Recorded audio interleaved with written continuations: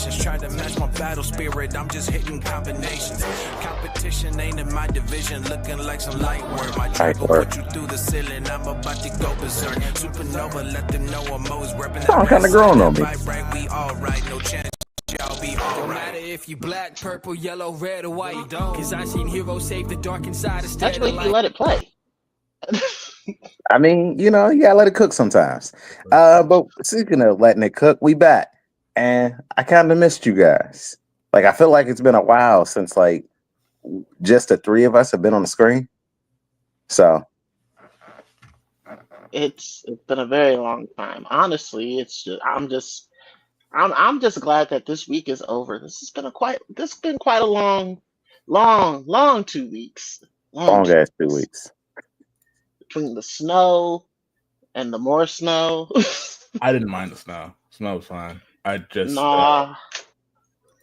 I needed Says more. the man who can never stay, like, not sick. Like, this is the healthiest we've heard you and not coughing in a long time. Just because I got the coughs out ahead of time, actually. So, you got what you got right now. Came back with a gruffy voice. I'll got take what you got right now. This is it. I'm not gonna lie to you. This is how good I am.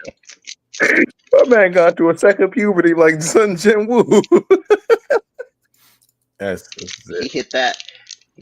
I have ascended to Unk. I don't want to hear that. I actually had a kid do that. I'm not ready for the Unk life yet.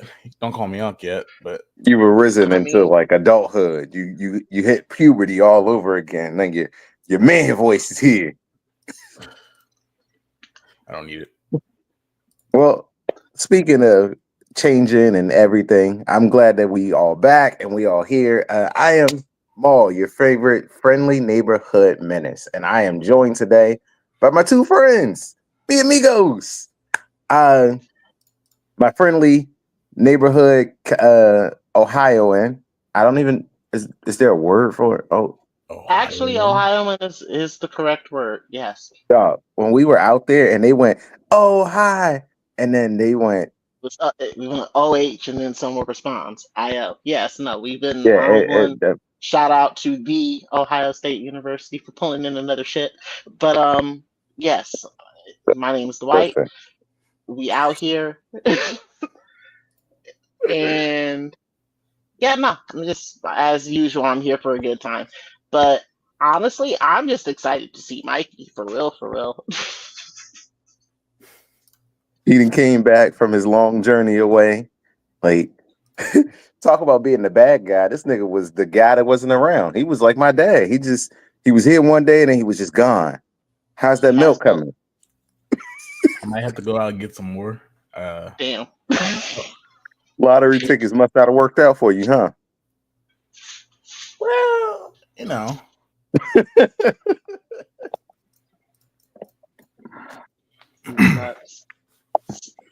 was watching what was I watching this weekend? I was watching Waterboy with my daughter for the first time this weekend. That movie did not.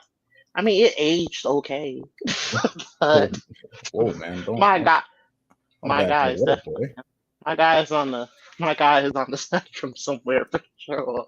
Like, so knowing what we know now, he was definitely on the spectrum. Like, like he fit somewhere along that line, but yeah, he definitely should have been like seen and taken better care of. And like the fact that like Big Show just came out and make fun of him. Like, I don't remember what his name was when he was the wrestler, but like acting insane though. That's the one. That's the name. Captain. He roasted the fuck out of him, and he's just like, called him a verse on live television. I'm sitting here like, oh man, why? You didn't need to take those L's. Hey, bro took more L's than Ash Ketchum trying to be a Pokemon master. All right, like it was left and right out that edge. I don't think anyone took that many L's. Like, don't get me wrong, respectable L's. I think Ash has only had like 2, maybe 3, where he was just like, "The fuck are you doing, Ash?" Listen, I was just telling my daughter, I think it was yesterday, about how Ash lost to the Pikachu. Like, it was embarrassing. Like, I could see it when Leon lost to a Pikachu because Pikachu used like every mechanic and his like tool belt to get that W. Like, Type advantage isn't a thing in the show. I forget. type advantage, Gigantamax, Z move. Like, that boy pulled out everything that he could. It was a battle bond at some point. Like, he didn't even have that form and he still used it. It was wild. And like, when we talk about people that take that many L's, I'm a respectfully have to call you out on that one and tell you there is one person who take more L's than Ash Ketchum did. I want to say his name's Subaru. So whatever his name is from ReZero. Like, that is probably the worst isekai I've ever watched. And I say that, and like, I've watched a lot of isekais, but he didn't get any special powers. Bro got like transported to another world, and your only power is you're you in a tracksuit, and you come back every time knowing how you died and what happened. But if you get beat up or tortured, you don't die, and you're just stuck. Yeah, I'm sorry, I'm not hip to this one. Isekais are like my least favorite genre of anime, for real, for real. I don't understand it. At least not. Let me rephrase that. Because it's mostly the new ones that I have that feeling with, because they all kind of follow that same formula of this character gets put into a completely different world and it ends up being harem or for some odd reason like that. And I'm like, this isn't what no, I don't This isn't this what I isn't what signed I up want to for. watch. Right, this is not what I want to watch anime, right? This is not the anime I want to watch right now.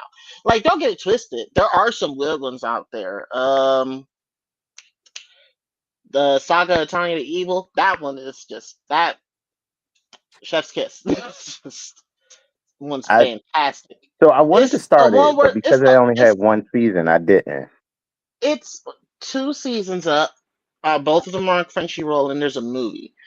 It's not a super long story, but I think the manga's done. I'm not gonna lie, I never really bothered to research it because I was having too much fun with the show. But nah, that one's pretty solid. There's another one that was actually not terrible, but I honestly only watched like 3 episodes of it, and I don't remember the name. Do you have a reason? A reason to just like not watch isekai, or is it just like not the stuff you It's watch mostly isn't an isekai? It's mostly the it's harem stuff and like the fact that like you get transported to a different world and it's like, bro, you mean to tell me you were this normal average person and now you're right. like super OP. You get 6 different girls that are lusting over you. All of them are OP as fuck. And like, Cannot relate. I can't relate to this. Like, I don't think that if I Cannot die, that's going to relate. be my life. Like, I'm not Cannot saying that relate. like all animes are super relatable, but like there are parts of it where it's like I can relate to something that you're going through. I can relate to the struggle. I can relate to like the feelings that you had. Something that endears me to you. Like, even if I can't relate to you, I could understand what you're going through. Like, I couldn't understand what Goku was going through, but at some points it was a pretty fun anime. And like just to watch him like go through with the like single-mindedness of I just want to have fun and get stronger, didn't hate it. Like it's and like the same thing with One Piece. Like I don't mind the journey and the exploration and the world building of it, but I hate when you go in and like you're this broken OP, like already you got all the powers, there's nothing you could gain, and then you just get all the bitches. See, I the only reason I want to bring the coming in OP part is because I know for a fact that there's an anime out there that is allegedly pretty good about that type of thing specifically. I think it's called Furion or something like that. Oh, free reign? It's yeah, Yeah. the one where But they're see, The difference was she's at the end of her journey. So she's supposed to be OP at the end of a journey and not at the beginning of it. Like you're watching the story play out after the heroes are done. So it's like, yes, she's OP, but like she was on a journey, they leveled up, they did everything, and now you're watching what happens at the end of it. So like you get to revisit the world, the places that she saved 80 to 100 years ago, because she's an elf and she's aging slower. So like while the heroes, the human ones, are dying off, she's like, I'm going back. I'm seeing all these plants that like my friend loved, like Himmel the hero loved, and I'm hearing the stories all about like the people that we saved and the things like that. And it's like it's a different kind of story. So that's a fantasy anime rather than isekai. And isekai being transported. So to be careful with that, because most animes, and you're right, Jamal, there are a bunch of animes that deal with somebody going into a world and straight up being OP off the start. There are a bunch of animes, Dwight, that involve a lot of harem ecchi moments, of course. Going into it and looking for that is kind of different. And I could throw out a bunch that maybe you've seen, maybe you haven't. Like, have you seen Gate? No. You guys suck. Y'all can't talk about isekai anime no more. Hold on. No. I'll raise you. Hold on. I remember. Actually, no, I take that back. There was actually another really fucking good one, and I watched every fucking episode of it. Yeah. I watched every episode of Dot Hack Sign, and I played through every single one of those games. All right. I was actually probably the only. That particular franchise was like probably the only one who I really messed with. Sword Art Online wasn't bad either, but up until that, that's only the first season. We don't talk about it further. We don't fuck with Sword Art Online. No. I'll talk about the second season because I needed closure. So there is no. Okay, sure. I watched the second season, but I didn't need anything else after that. I was done. So right, like, and I'm not gonna hold you, because when he got out and like he was atrophied and everything else was happening, his hair was long, like everything made sense. When Asuna woke up and she was perfectly fine, I lost it. I threw the fucking I was in tears. I was in tears at the end of the first season. So technically, she got the he got the poor treatment. She got the wealthy treatment, which makes sense since her family obviously was trying to enter into wealth, and it was already off. Like it was already the way it was. There's no. Yeah. Absolutely not. Yeah. Absolutely not. It's the same thing. Like if someone were to go into a coma and then obviously the hospital has to take care of them. There's no way the hospital wouldn't take care of them. Mind you, Sword Art Online is a different animal. We don't talk about that. There's ways to deal with muscle atrophy in that particular scenario for sure. But Asuna did wake up absolutely. She woke up not famished, nothing. She was like half a step away from going on a commercial the way she woke up. She was perfectly fine. Like there was nothing wrong with her. She was just like, I'm good to go. Like, you try and go out on a date, you need to go to school. What we doing here? And then towards the end of that, like by the end of the second season, I was very sure that we were watching a whole different anime where like I wasn't sure if that was his cousin or his sister, but she fell in love with him. And I was like, yo, this is weird. Like, this is so like. Okay. Well, before so there's a lot of things in Japan where it's like that, where families love each other, depending on the cousin to cousin ratio. I believe that actually. That's why I'll never forgive the Japanese. Like I said, it depends. It depends. That's gross. I mean, but the reason it was a lot more weird, right? Is because they were cousins. Who knew how far removed they were? Because at this point, I just don't believe anybody. That's still gross. That's even worse. Related. Like they grew up. You have to say how far removed you are from your cousin to make it like palatable. Because at the end of that, he was building a harem. You can't tell me otherwise. He wasn't building. Oh a no, harem. it wasn't. He wasn't. He wasn't building a harem. He did. But he had women that were chasing after him like they wanted him. From building a by harem. the time, look, he just same like, thing. I'm curious. Remember how I said I finished the second season because I needed closure? Well, I kept actually watching because I had nothing else to watch at the moment. And not only was he trying to, he did. Accident or no, he did. He did not try to do a harem. By the time I got to what the hell was that one called? Gun Gale Online? Yeah, by the time I got to Gun Gale Online, I'm just kind of sitting here looking at Kirito like, motherfucker. And Asuna's just here for it. She's here for every bit. She knows how every single one of these women feels. She knows. She's not a stupid woman. She's clearly not dumb. I saw what type of school she went to prior to her going into a coma. Asuna's a smart girl. She knows what's happening. She knew what was up. And you can't tell me otherwise. You can't be like, nah, she was unsure. It was like, come on, dog. Like, you know what's happening here. And at some point, these two children got married in the first one. I get that, like, you don't know if you're ever going to come out of this and you're trying to build some sort of normalcy, but like, you're a child. Like, not like, yo. I wasn't even reflecting on that part. I was talking about the fact that she know every single one of these women in the room, like Kirito, and just kind of roll. Not just like Kirito, like they had real feelings for him. Like this wasn't just like, oh, I have a schoolyard crush. No, they really wanted to be with him. Yes.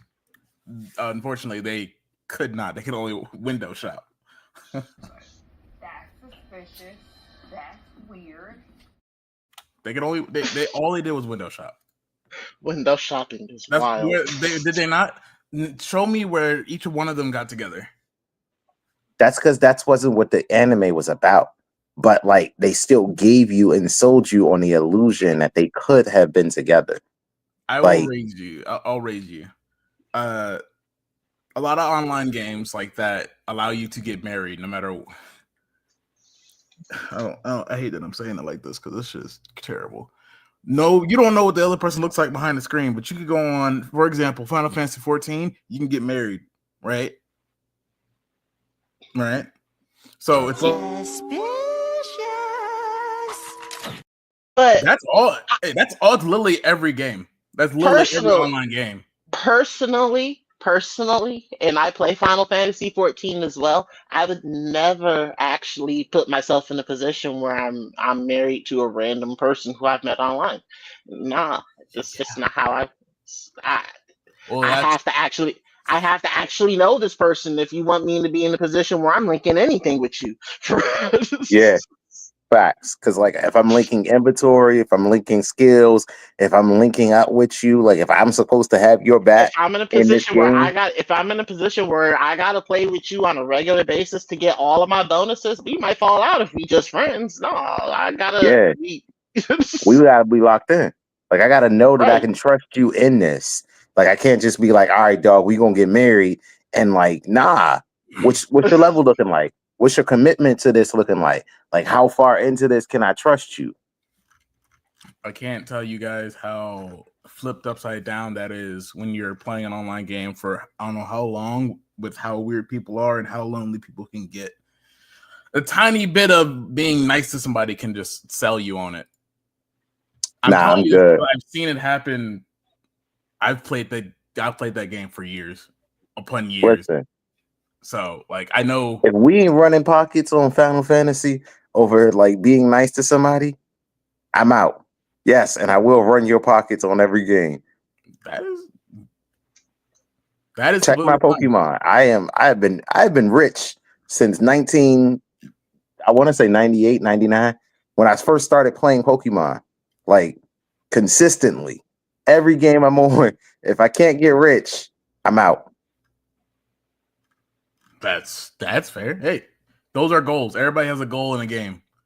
Not gonna lie, there'll be times when you're playing Pokemon and you're just like, I don't have enough money to function. I don't like this. That's completely fine. I've never had that problem. Like I don't run into a cash flow problem. No, that was me back before items respawned. When items didn't respawn, that was a problem.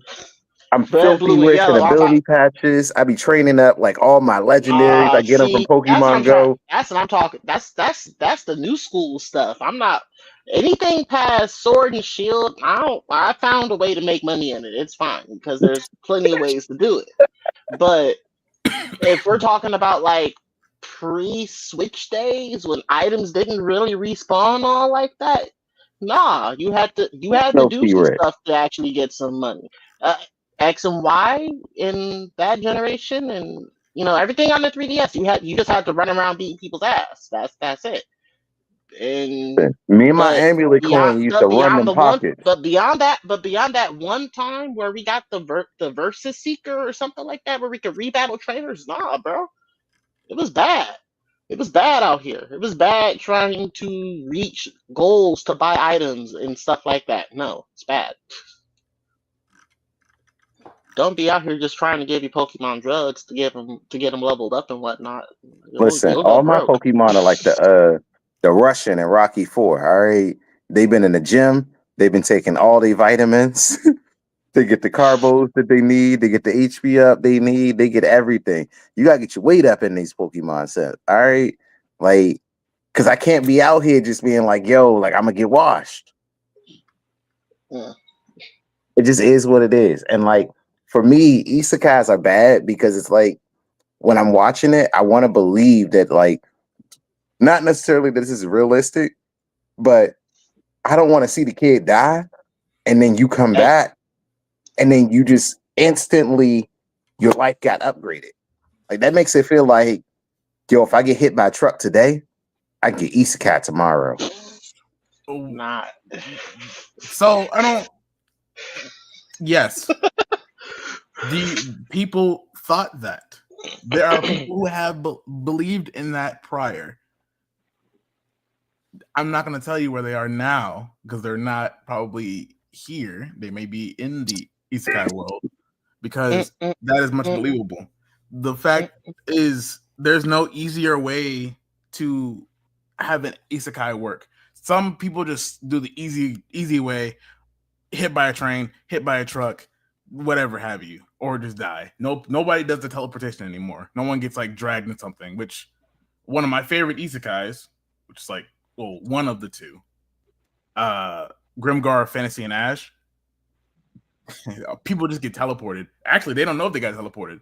There's a whole bunch of people, one room, they leave the room, and now they have to live their lives. They have no idea, no memories, no nothing. That's it. That's trash. It's not trash. I'm only giving you the little bit because I don't want to spoil it. It's really good. What the fuck type of force is existing in that universe that just that has the audacity to just randomly transfer for the room? Right. You find out once you go. I can't say any more than that. I couldn't imagine just being there and being like, no. Actually, there's a bunch of people who want to kill you. Like they will kill each other for that because they're like, what are you doing here? Did you do it? Blah blah blah. I think that's the part of the mystery. Once you get to a place, that's literally the mystery. Subaru, well, his bro don't have no powers. Bro just showed up in a tracksuit and he's getting his ass whooped. Actually, no, for real. That's the trash. That's the trashiest isekai I ever heard. Dog, I'm watching episode 1. Why are you throwing the main character? Like the main character is already gonna have enough trauma because they allegedly remember their prior life or something along those lines. Not to mention the fact that they had to have a conversation with Truck Coon and they remembered the conversation. So it's nah. I don't remember how he got isekai there. I just know that I watched episode 1 and I'm in the middle of it. And then like he runs into these thugs, right? And the thugs beat him up. They kill him. And then he comes back and he's like, how am I back here? And I'm like, yo, you ain't got no powers. You got reborn into a world of magic and you got no magic. You ain't even got hands, my boy. You're going too far. Like, You're skipping steps here. even Yusuke got powers after he had his conversation with Truck Kun, man. Come on. Yusuke got a spirit gun and everything. Hold on, wait a minute. Y'all still had a right, left, right. Good night. Y'all are running full speed sprint before you're even learning how to crawl. Yusuke did not have any powers when he died. He did not get any powers immediately after he died. Do not lie. No, but Yusuke still had a left, right. Good night. With who? He was punching air and he was going through things. Actually, no, not immediately, but as soon as Yusuke came back, and 2 days later got told back he like could use Jesus, a spirit, right? And he was serving people with these hands. That is different. Nah, you can't tell me that Yusuke didn't have the spirit gun coming back. He did. He could have both times. He didn't tell him he had it. Hold on. When he died, when he got hit by Truck Kun, did he have his powers when he woke up as a ghost? Yes or no? No, because he had to come back. Like he had to come back. He had to finish coming back. He had to finish coming back. He was still in the middle. After the initial hit of being hit by Truck Kun, you go into another world, or you're transported somewhere else. Let's call that isekai. You should have your powers upon waking up. When he woke up, this man thought he was fine. He was punching through air like a ghost because he was a ghost. Right. But when he came back to his corporeal form, was he not shotgunning the shit out of people? The whole point of a ghost is unfinished business. Have you never seen Casper? He was in a position where he had some unfinished business, and they said, "Hey, we actually don't have a spot for you. Wait a couple of seconds." Okay, we're just going to put you back. Come on now. He did not go to a full. It was full vacancy. They could have swallowed him and he would have been fine. That is what they did. Hold on, Jay. Did Yusuke, did he or did he not get told when after he got hit by the car? They basically told this man, "Hey, wait a minute, we don't have a place for you. Just give us a minute. We got to figure some shit out." Okay, yeah, we actually got a space for you. You just go back in your body. Yeah, that's kind of what happened. That is kind of what happened. I mean, details to be are fair, that he had to go through. Yusuke was not isekai. There's a difference between the isekai and the revive. He got revived. Look. Yes, he just got revived. He got he got like old school. Stretching Mikey out. They had to make sure they keep his body. They had to keep his body safe and informed. Facetious, man. I mean, Mikey don't come on the show. You think he was like facetious, but you being real. He was like half a second away from being isekai to wherever the hell they was gonna send his spirit to. But they said, "Wait, time out. We can't necessarily do that because you weren't supposed to just jump in front of this car, you dumbass." So the little girl wasn't going to die. So you unnecessarily killed yourself, and now we're going to bring you back, and we're going to give you a job. So, like, Yusuke lucked up. He not only died, came back to life. He got a job. He was half a second away from getting isekai. But my point is, even in that scenario, he has a conversation with Truck Kun or Car Kun, and he got powers from it. How come the one motherfucker has to go get isekai and he going in there in the fucking tracksuit? It's disrespectful. It's crazy when you put it like that because it sounds like Kazuma from Konosuba was like one step away from being Yusuke. But didn't he make a better decision and choose to take the goddess with him? No, that was not a good decision. I never watched that anime because I've only ever seen the clips where he gets absorbed by the big titty woman, and then just to find out that was not a woman. That was not a woman at all. That's what that show is. This is why that was a movie. First off, that was in the movie. Which either way, I've never seen it. Like at least up until the most I have. Konosuba's hilarious. I've watched it. I've read it. It is just fucking funny. It's a time. It is. I'm sure it is, but like I have a rule about animes that I pick, and I know that they tell you not to judge a book by its cover, but I judge based off the amount of titties that I see on the cover. So like, if there are more than 3 pairs of titties exposed or in a bra, I'm not picking this anime because I know what I'm about to get myself into. So you're not gonna watch Tenchi Muyo? Nope. Yeah, if it wasn't a situation where I caught Cowboy that on Bebop. Toonami, I probably wouldn't have picked Tenchi. Cowboy Bebop has one set of titties out. It's just Faye. So, like, does it just has to have titties, basically? No, I'm saying like if there are like so.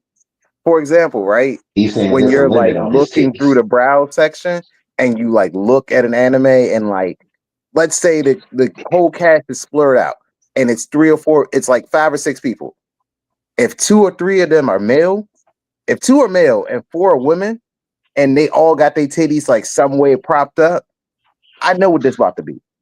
Like, I know what I'm getting myself into, and I'm not trying to. I essentially watch TV, watch all my anime on a big ass TV where my kids can run out to it. And I'm not about to have them run out and then they're in the most inappropriate scene because like I'm watching Fire Force and the bitch just keeps getting naked. Like, why are you Keep getting naked in naked in every Fire Force. fight? Like, Keep I'm getting just naked. saying that.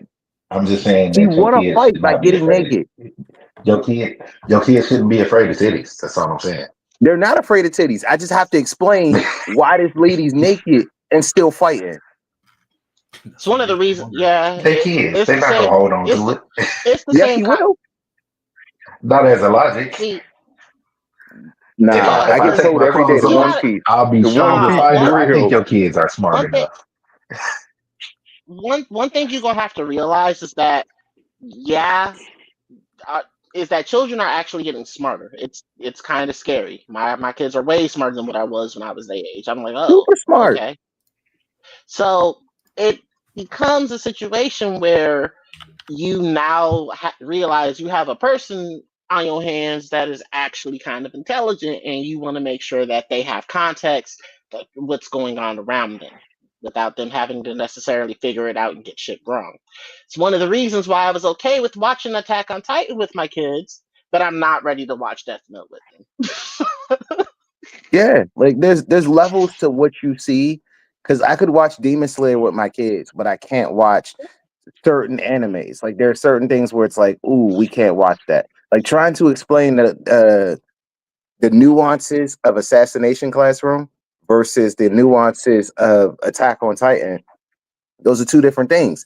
Because like Assassination Oh man. Classroom, he wasn't the bad guy, but he was a teacher. And like you get to fall in love with him as a teacher. You get to see Koro Sensei and everything that he does, and you understand that these weapons can only hurt one person. And he isn't even standing still long enough. And he's like, hey, you can't attack any other teacher. I won't allow anybody to touch my students. Da da da da. And I only watched it with the child that I can explain this to. Like, hey, you're 11. Let's talk about what's happening, what you see. Violence isn't an answer. But if he's going to blow up the moon and he gives you permission to attack him, the government says that you can assassinate him. It's a great area. It's a gray area. But otherwise, like, I got the violence conversation out of the way with Aaron. I'm just not ready for that person did really, really awful things. I can't necessarily say it's not a good thing that he is no longer on the planet. I mean, that's it's nuance. Like you get to where you feel like, because I was arguing with someone earlier about Gabby, and they were like, "Well, she's this and she's that," and I'm like, "Yeah, she's been brainwashed, but the devil showed up, killed her friends, destroyed stuff, and then decided that they were going to roll out after the killing devil her friends, is and she's seen indeed the not destruction alive. firsthand." Here he moves among us. I see it. I mean, Cedric Diggory. So what you're telling me is Cedric Diggory just up and killed himself for no reason? Whoa. I mean, hold on now. That's the type of energy you're talking about. That's the type of energy we're talking about right there. you know he a Hufflepuff because he got to defend himself now. I'm not. Oh no, nothing's wrong with Hufflepuffs. I happen to like Hufflepuffs. My sister's a Hufflepuff. I ain't got to defend the Hufflepuff. A Hufflepuff ain't never did nothing wrong. Right. It be y'all other ones that have all the crazy shit going on. We just Whoa. be What out do you here mean trying the to other live. one? What are you trying to say, my Right. boy? I said other Right. ones. I said other Well. ones. I don't know what Right. house y'all identify with. It's never a Hufflepuff. It's always a Slytherin. It's always a Gryffindor. It's See, always a now Ravenclaw. They I feel got some attacked. major ass I'm shit glad that you going said that on. last, because we definitely get into it last unless we have to. I mean, The last of the last. Like, dang, everybody else messed up before us. that's one thing. That's one thing I do respect about Ravenclaws. Y'all do really mind your own motherfucking business. Up until the end. Up until the Yeah, end. we gotta step in the sense of They think my Ravenclaws think they brother-in-law is know a everything. Ravenclaw. He's the same fucking Hey, man, way. fuck you. None of y'all want no I didn't type ask for of. these strays. You know how we Gryffindors are always catching strays, man. I don't need to tell you. I don't know what you're talking about, man. Didn't even ask for this, and I That's wore because y'all yellow always today in some in shit. honor of your Hufflepuff ass. Yeah, here I am catching all these strays. You did not. Right. You thought nothing about me or Hufflepuff when you put that on, sir. I thought nothing of you or Hufflepuff. You I just tried needed to change my hoodie.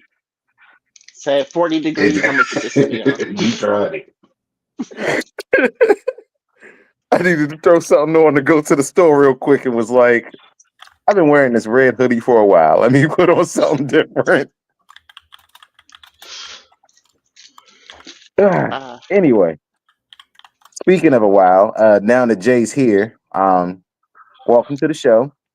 Let's go ahead and get into the episode, the main topic, because we've just been arguing for the last 30 minutes about like isekai, like consistently. I mean, So the I main can topic argue was about slice of life. yeah. I'm sorry. Go ahead. The main topic was I was on social media. I was scrolling. I was minding my business, and then I came across something where someone was talking about their favorite representations of anime, and I thought to myself, well, that'd be a cool episode to talk about, and like where we actually see this and how we would depict this list. So we're gonna go through their list of what they have and like see who we would put or we would change. And mind you, this is not my list. I found it. Credit goes to the person, but they were uncredited. So, like, if you see this while you're watching the episode and you like, yo, that's my list. These are my representation. Feel free to let us know. But we appreciate you for allowing us to do this. And we're gonna start with this one. So, their favorite representation of loyalty in anime was Zoro, Pikachu, Risa Hawkeye, and Mikasa. Now, I'm not gonna hold you. That's a solid list to start off with. Like, if you are a One Piece fan, there is no bigger Zoro moment, like, for loyalty than nothing happened. Risa Hawkeye, no matter which part you go through, she was loyal as fuck. Like, whether you watch the original or you watch Brotherhood, in Brotherhood, she actually had the like flame alchemy tattooed on her back. She stood next to him the whole time, no matter what. She was 10 toes down, did not run, always did.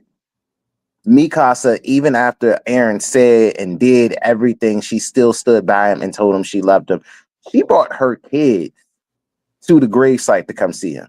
Like, that's loyal. Now, Pikachu, Pikachu was a little shady in those first couple episodes.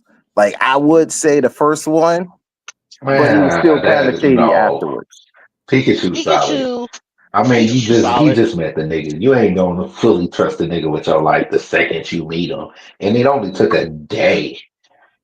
It wasn't even a whole day, my nigga. Not to mention, you clearly didn't have enough badges to deal with whatever the fuck Pikachu is, because Pikachu was cracked out from the beginning of the show all the way up to the end. Nah, facts. And like Pikachu was like the most leveled up Pokemon on Ash's team. Like, why is this thing hitting an Onyx with some sort of electric attack? Water being evolved or no? No, it's cheating. It's clearly cheating. Why do this thing know Thunderbolt? Why do this thing know Thunderbolt and like with one? You only got one badge. That nigga been using Thunderbolt forever. Pikachu was down for whatever. Oh, you need me to fight at a type of disadvantage? I got you, bro. You need me to go win? I got you, bro. You want me to learn a steel type attack? That's just you want me to learn you want me to make up a steel type attack? All these fucking rocks out here, all these fucking rock types out here happen to be ground. You need me to hit them? I'm gonna hit them with this fucking tail. It's gonna be made of steel. Let's rock. Yup. I'm on it. Whatever you need, I'm here, dog. To be fair though, you want me to electrocute this ground type? Aim for the horn. So, we solid on their list. Like, are they 4 to start off with? We all agree. Zoro is absolutely the pinnacle on this list. Luffy don't even got to say shit to this nigga for things to get done. No, because like he looks at him and he's like, "I'm gonna do this," and he's like, "All right, bet I got you." Luffy fell asleep fighting Kaido. He said, "I need 5 minutes." He didn't fall asleep. He went to sleep.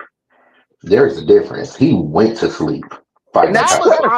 That's honestly probably my favorite flex out of, like, in terms of a Zoro Luffy team up. That moment right there, the Luffy needs a nap in the middle of a fight.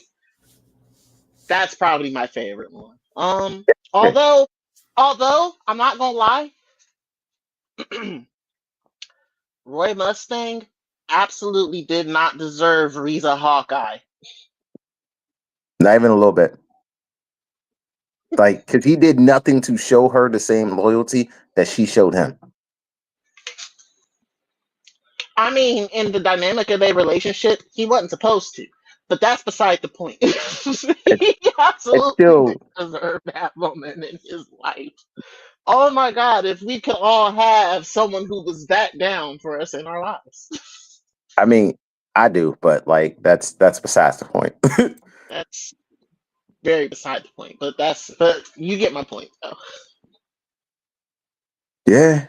I was about to say the same thing. I got a router over here too. Who else is on that list? Mikasa? She was low-key kind of delusional, honestly, in my personal opinion. Hold on. So no. She stayed by his side. He rescued her, and she stayed loyal. Okay. Like, I agree with you on that. What you said last though about her, that she brought her kid to his gravesite. Where did she get that kid from? Oh, that's definitely Jean. You can't call her. No, out of everything, you're right. She's loyal. Not that last part. Not that. She definitely Mikasa low key kind of delusional, man. Let's be real here. She did not need to ride for Eren as hard and as long as she did. No. So listen, y'all know how I feel about Attack on Titan. You know what? I've heard a theory. I know Mom ain't seen this one. Is it okay to pick up girls in the dungeon? Which I haven't seen that one either. I don't like it. It is. All of it. Sorry. The first season is exactly what it sounds like. Hear me out. The first season is exactly what it sounds like. You just gotta let it cook. But like the second, third, fourth season, the story is absolutely there. Listen, it's absolutely there. It's super. When solid. I first started getting back into One Piece, that's when that show started picking up, and like that's when it first started. So like they were into like the Coliseum by the time I started.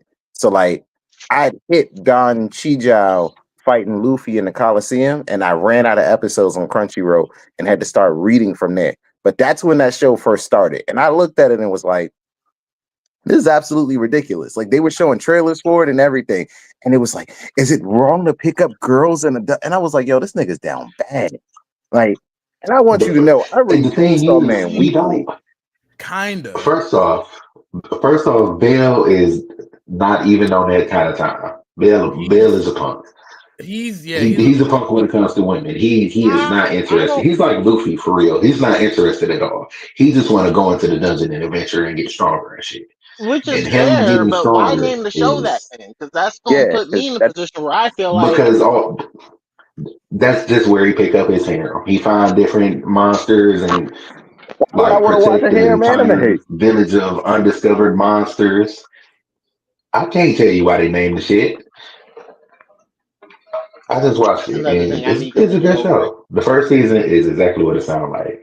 If you start on the second season, I'll give it a JoJo's. Start on the second season, and you'll enjoy it. I don't do that. You'll get to see all your epic fights. You'll get to see an underpowered protagonist learn to get stronger. God, he's so underpowered. See, but you can't even start JoJo's on the second season because you have to know who Dio is. Yes, and if you never get to see the first season, you don't know who Dio is.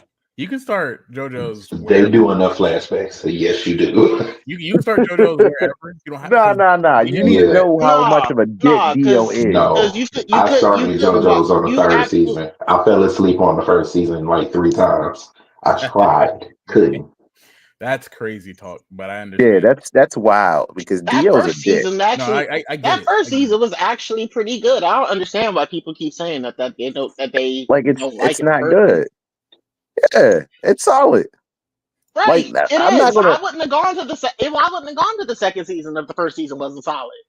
And to be fair, the second season's, personally speaking, my favorite because Joseph's the man. I don't care what anyone says. Oh my god! I will treat it like this because this is exactly how it is. Everybody has their own JoJo that they like. You can start wherever you want to. It does not matter. You will have your favorite JoJos. If you don't like a certain season, that's fine. You can like one part or another part. That's completely fine. You ain't got to like the same thing. I think that's what makes JoJo's good because it's all fucking weird. Just which one do you like? Listen, I'll tell you this much. I'm stuck on that like 4th season, and it's like chewing through fucking brick, dog. Giorno is the worst fucking JoJo I've come across yet. Like the 4th season, Giorno? That's the 5th, isn't it? 5th, 4th, whatever. However it fucking shakes out to being, I cannot make it through that. Like, he is a terrible Joestar. Like, I know that he's not like a Joestar, like he's Dio's son, but like it's still a trash season. And like I'm trying, but like it's not for me. If it makes you feel any better, that's the one that I'm currently on as well, and I too am kind of just stuck. Yeah, like I've gotten mad far into it too. Like I'm not like, oh no, I'm like 3 episodes deep. Nah, I'm into parts. Like I don't want to spoil it, but I've gotten to the part where they've at least met up with the boss. So if you're aware and if you current, if you in the comments and you try and tell us where we are, like I can tell you I'm there. So like minimally I'm there. No, he literally just met the first other stand user that is in the show. So no, yeah, I'm not there yet. I actually kind of got burnt out on JoJo, mostly because of that 4th seat, because of the 4th JoJo. Joseph's son. I can't remember his name. Jotaro. Yeah, Jotaro. It was too high school slice of lifey for me, and that's like Josuke. You mean Josuke? Yeah, Josuke. Yeah, and that's like my least favorite type of anime next to Isekai, and it's. Now I will say that one was more like day-to-day like JoJo's, and I didn't mind that as much as I mind this one. Like it's just it's not necessarily for me. I won't say it's not good. I'm not saying that it's terrible. It's just not necessarily like my speed. Like, and I know people that are like, yo, that's my favorite one. Like, da-da-da-da. Like, my brother tells me all the time, he's like, I love it. I can't get enough of it. His stand is so dope. And it's this. And it's just like, it's not my cup of tea. And I hate I don't try to yuck people's yum, but it's just, and like I've seen the other one, the Stone Ocean, that one was much better. Like in my opinion, this season it's mid. All right, so what I'm understanding here is that as far as JoJo's is concerned, that just means that particular author has like crazy range because he can write everything. Just stick a JoJo into the genre, and if it's your cup of tea, it's your cup of tea. If it's not, wait till I get to the next JoJo. It'll be yours. Yes, that's great. Because the next one is a female protagonist, and like she actually goes to jail. Like it starts with her going to jail, and I was like, oh shit, that's different. Yeah, so like I watched it because it came on Netflix and like they didn't have all the other seasons on there yet. So when I started watching it, I was like, oh, this is different. Like I think I watched season 1 and season 2 and season 3, but then I skipped straight to that latest one, and then it was like, this isn't bad. So then I started rewatching, trying to catch all the way up to catch the story, and it's like it's kind of mid. I'm just here to see Dio rock whatever Black Air Force he decides he wants to rock during a given show. Yeah. Well, all right. We're gonna move on to the next one before we start veering off. But I'm gonna let you finish your thought. No. I'm with you because I was definitely gonna veer. I was in the middle of a turn. All right. So we're gonna start at their list of geniuses, and like I'm not gonna hold you. All right, cool. So their favorite representation of geniuses. So we got Senku, we got Shikamaru, we got Light Yagami, and we got L.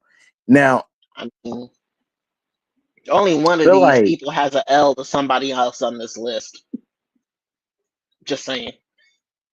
Yes. So honestly, I'm not gonna hold you. I feel like if we could replace one person, I would replace Light, but I don't know who I'd replace him with. I wouldn't replace Light. I would replace L. Ooh.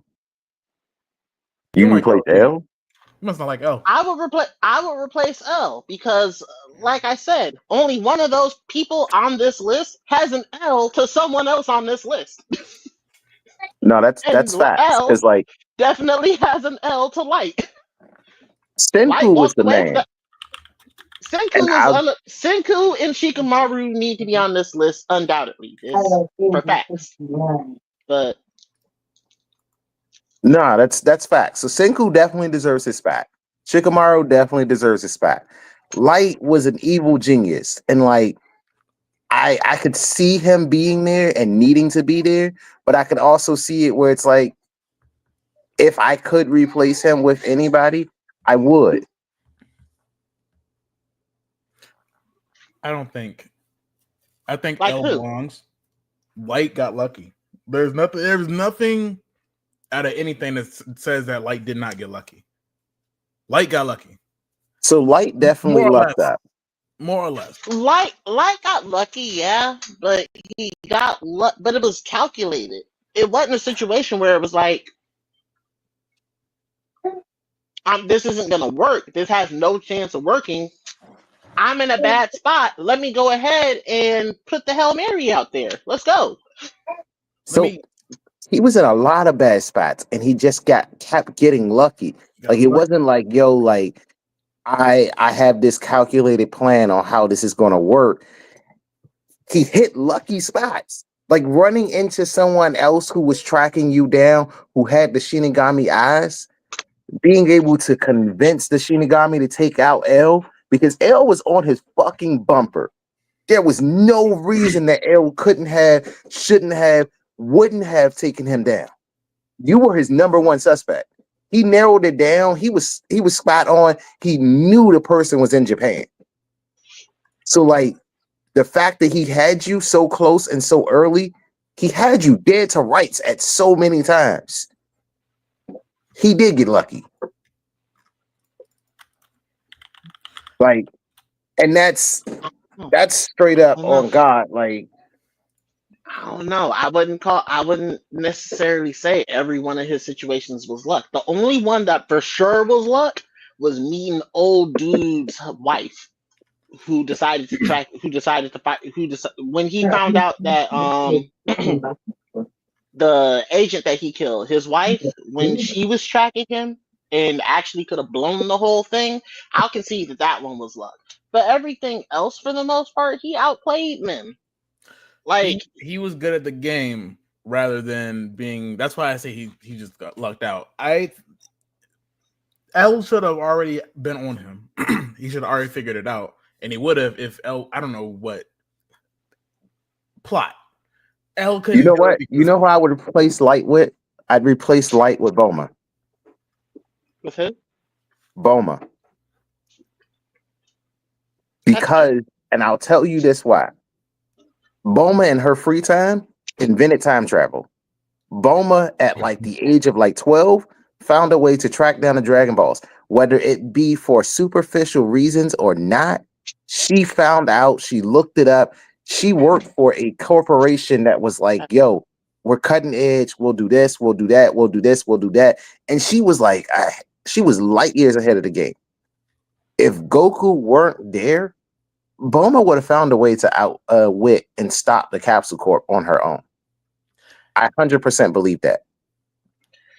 Do you think that Capsule Corp would have dealt with the invasion of the Saiyans? I will concede that they would have eventually dealt with Piccolo. So Saiyans, Piccolo. That depends, because there were certain things, and like the invasion of the Saiyans would have happened long before Bulma was able to like do anything. But I do think that Bulma would have found a way to fight back. I think Bulma would have found a way to be and lead the resistance force. I don't know if she would have had a direct way to defend it and to defeat it, but there were other people and other things that would have or possibly could have helped in the situation. Like Kami was still there as a lookout and a guardian. You had the Red Ribbon Army that was there, and like at some point, we know exactly how that would have played out. She would have made androids. She would have had to. She would have linked up with the Red Ribbon Army, and they would have helped make better androids. I don't think that they would have had enough time to do so. Kid Bulma, no. She was chasing after Yamcha. Sorry, that's where it stops. She's a genius in all other ways. She could have invented a whole bunch of stuff to help. She was chasing after Yamcha. That's right. So Kid Bulma, yes, was always chasing after Yamcha. But I'm saying if Kid Bulma finds a way and she survives, she would have made her way into the resistance force and been a like scientist in the resistance force. Kid Bulma might not have been as advanced as adult Bulma, but adult Bulma still invented time travel in every timeline.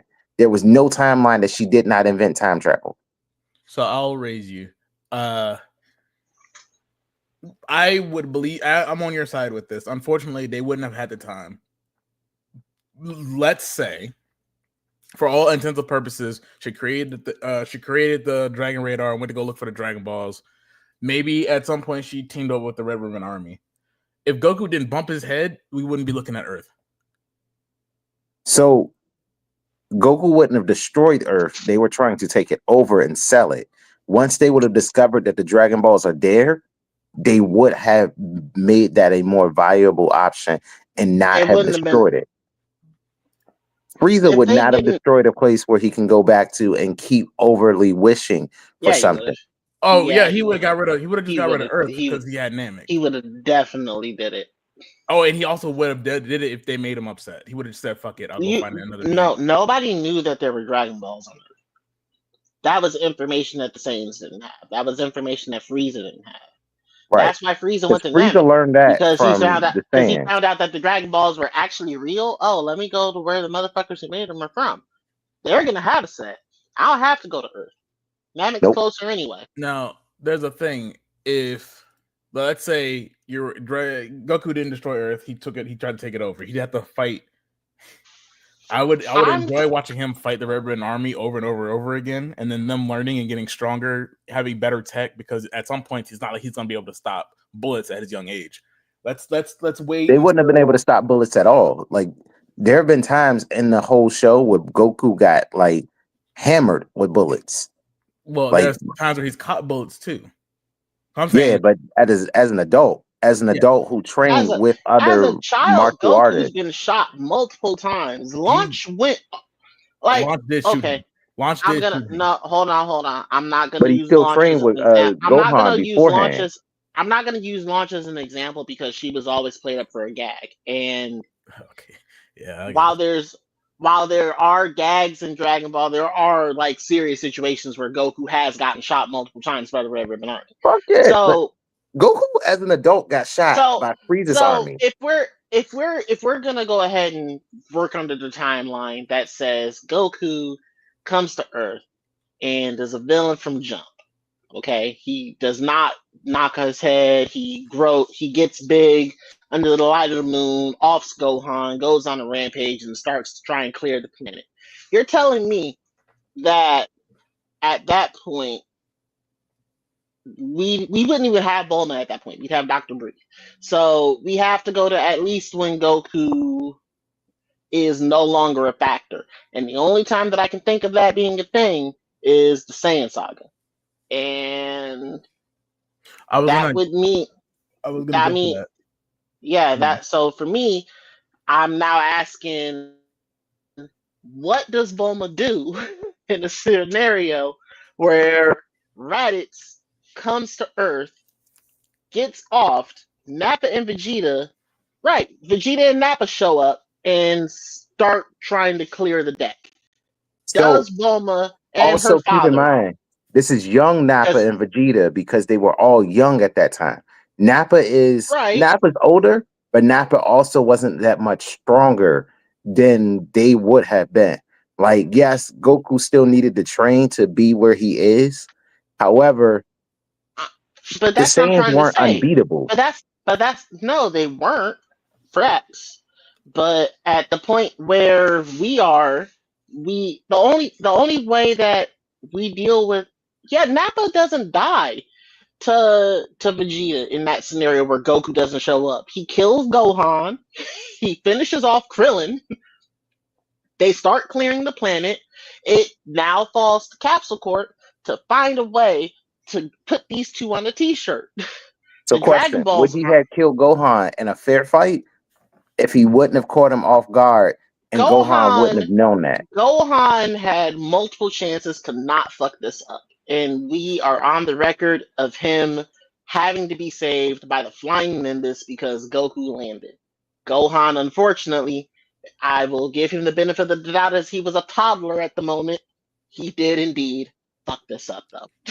So Gohan would have gone on a t-shirt right after Piccolo did. Okay. Wait, are we talking about kid Gohan or are we talking about adult, like Master Gohan? The grand. All right. Grandpa Gohan trained with Roshi.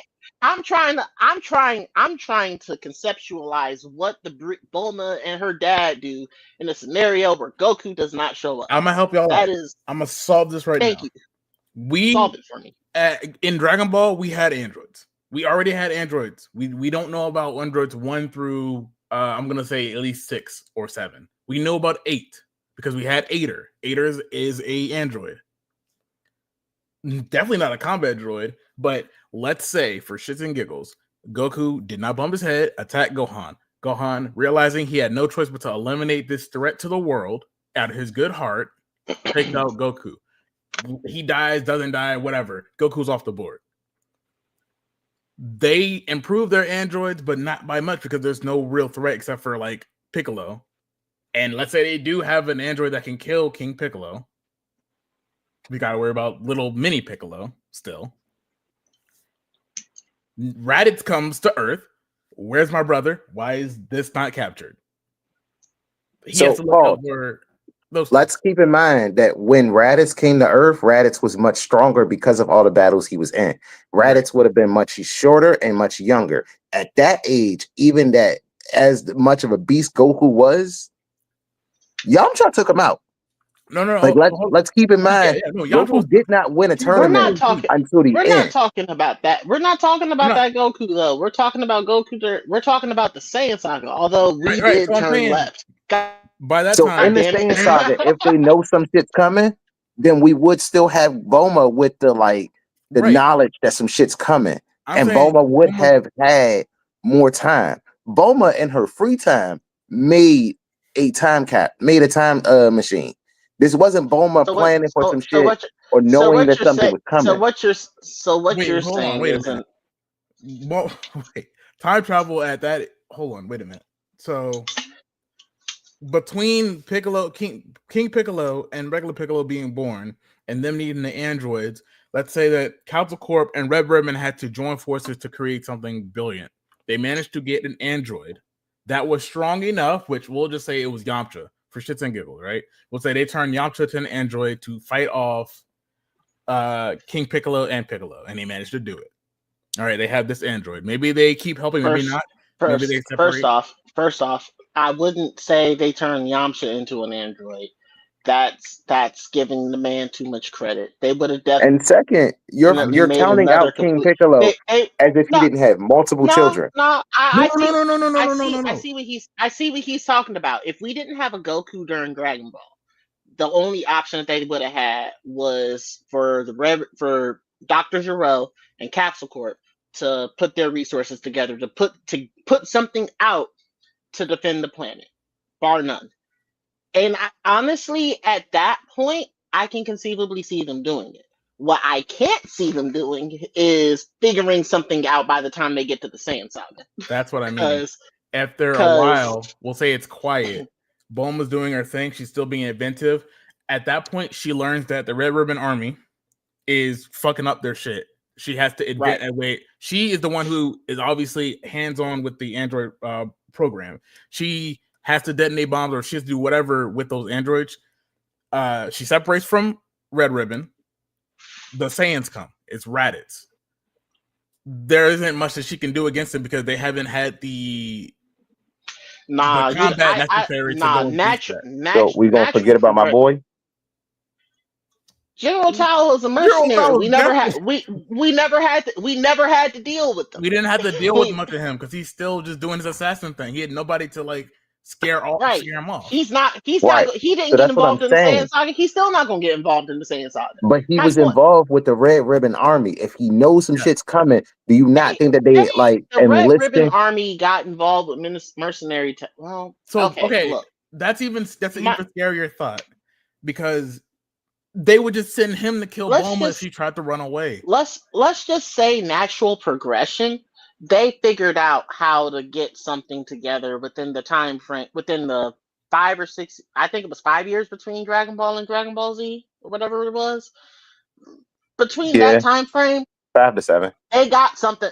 They got something together between what could take out King Piccolo and what could take out something that is stronger than King Piccolo. Because I guarantee you, they would have figured something out, but it would have struggled. It would not have been a real easy fight. It would have been a struggle to take out Piccolo. So they automatically have to figure out, hey, let's go ahead and figure out something that'll take out Piccolo easier next time if he decides he wants to, make some fucking noise. Dr. Gero still knew to make himself into an android. Let's say he developed this technology.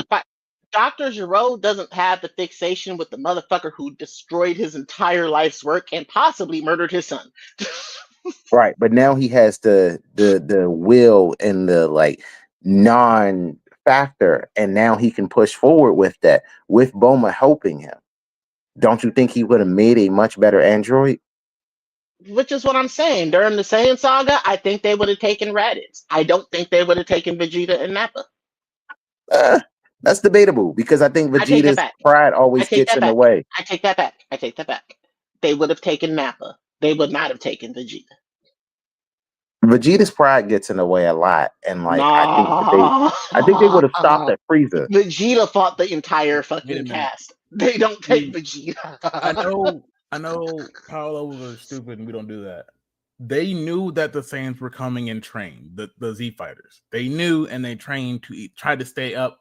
I think a year of development. I think a year of development between Raditz and Vegeta and Nappa. Whatever they put on the table only deals with Nappa. It doesn't deal with Vegeta. Goku came back and didn't deal with Vegeta. Agree to disagree. We're gonna move on before we stuck here all night. We will get stuck here all night. We possibly, and I still need to smoke. So their favorite representation of hope in anime was Goku, Naruto, All Might, and Ichigo. Now I'm not gonna hold you. Most of these shows are let's hold out until this person shows up. Now, All Might is the symbol of hope, which is a little different than the rest of them. However, Dragon Ball Z, once you got to the Saiyan Saga, it was, oh yeah, you can beat me, but wait till Goku gets here. Same with Naruto. And do not even get me started with Ichigo. my guy Ichigo was the plot device. To be honest with you, only one of those people on that screen is going to inspire me to do some shit. And that's my thought of hope. And that's going to be the guy who always is there with a smile on his face. He comes in the room and says, "I am here." Dog. I feel better. I feel better knowing that All Might is going to be involved in the situation. And absolutely. Gives me all the hope to fight behind that motherfucker. Like, right. Oh, All Might's here? Bet. We punching some shit now. We got a chance. We got a chance. We in this. and we gonna win the runs. Naruto, if I was in the Leaf Village and I saw Naruto show up, I would be, kind of like, damn, I gave that kid a hard time his entire fucking for that life. Little brat. Send him to the fucking swing. Send his ass back to the swing. That's right. Easy. But see, that's what I'm trying to say. That's what I'm trying to say. If I was in the Leaf Village and Naruto showed up, I'm like, damn, I put him on in that swing a whole lot when he was coming up. I'm not 100% sure that he gonna want to fight. That's not the hope I'm looking for. Like, because I told my kids that you can't play with that kid, and I didn't give you a reason why. But all I gotta do is say Sasuke doesn't love you, and that's it. He's gonna be stuck. Oh damn! Not Sasuke doesn't love you, and that's it. In the spirit of y'all wouldn't have them up there, who would you have to replace them as your spirit of hope then? Oh, Naruto's got to come down. Ichigo honestly can stay up there because, again, my guy was the plot. Goku goes without saying. You heard my case on All Might. If I was replacing anyone up here, like I said, replacing Naruto. But who you putting up there? Like, who gives you the most hope when they show up and it's like, oh yeah, we good now. I'm replacing Ichigo because he doesn't really stand for hope. He's just a dude. With Rengoku from Demon Slayer. Rengoku, straight up, was their hope. I mean, he died, right? But like, Rengoku, the Sun Swordsman, the guy who was like, "Don't worry, guys, I'll protect your heart ablaze." Yeah, no, Let's think about it. Like it wasn't it's not the fact that he was weak or if he was strong or whatever. He literally just inspired them. Look, don't give up. I will protect you. That is hope. That's what inspires hope. That's like literally like All Might. Like, don't worry about it. I got it. I'll stand with you. Same thing with Goku. Yeah, he arrives like after 90% of his team is dead. He's like, I'm here. Don't worry. I got this. That's the saying. That's what I find hope is. That's Rengoku. Ichigo, what am I looking at this guy for? This guy's gonna try for a minute, say, I want more power, help me, somebody. He gonna unlock a new sort of gene. It's like, oh yeah, I'm also part of this thing, and I'm, fuck all that. Rengoku for sure. Ichigo was hope because of the fact that I understand now that you can go on a journey of self-discovery and come out broken because of it. That's why Ichigo gives me hope. But if I was gonna replace anyone, like I said, I replace Naruto because Naruto isn't a symbol of hope; he's a symbol of guilt. Like specifically because of how many times people done put him on the tree swing. They should feel bad about the fact. They should feel bad about the fact that Naruto is still the type of person that he is. Assholes. Yeah. I'm not gonna hold you, dog. Like they did Naruto dirty. Like. They might the rest of the village had to have known. Like you watched his mama be pregnant, you knew who his pops was, you knew they were together, you knew his last name was Uzumaki. Y'all was extra hyped about his pops becoming the Hokage. They was like, yeah, we like this one since he was a little boy, and he's always had skills. He's had great skills. It's about time that Lord Hiruzen decides to go ahead and give this over to you. I don't know what they did. I know for sure. But no, but if I'm if his last name was Namikaze, then maybe, right? Minato, yeah. But they didn't like his mom. They didn't like his mom, and I could prove it because she came into the village from they didn't. They didn't like his mother because she was. Why they did not like his mother? They came to respect his mother, though. Yeah, his mother came to be a respected figure in the village, especially if the Hokage's wife. Why they gave him that swing then? They made that swing just for him. Y'all know that? Yeah, I do. Yo, that's crazy because it was just the one swing too. It wasn't like it was multiple. No. Does it have to be an anime character? Because I'm not gonna lie, I can't think. There's like 3 individuals who I would know off the top of my head who I'm following into a war, and honestly, it's Optimus Prime. I would put him in that spot over Naruto. But if it's got to be an anime character, I don't know. Oh, Honestly, for me, fucking it's Gojo. actually, no. Yami, as in Yami from Yu-Gi-Oh. Yami. That first season. No, That first season. If I know need some shit to go down in the correct way, aside from the one filler arc, and as much as I love the Serial Ori Calcos arc, it was filler. If that was the only time that my guy actually, fucked up so bad that he had to have that's the only time he took the L. Like right. But legitimately L. If I need someone to come out and cheat and get away with it, I'm calling that guy. Yeah, nah. For me, it'd be Gojo, strongest sorcerer in like the world. I want the strongest sorcerer in my generation. Like, I need the guy that can come in and like purple some shit. Like, hit him with the hollow purple, Gojo. Let's end this. Let's go home. Nah, I'd win. Wow. I'd win. Toxic. Nah, I'd win. Wow. This one's for you, buddy. My favorite representation. Identity crisis. Why is this an option?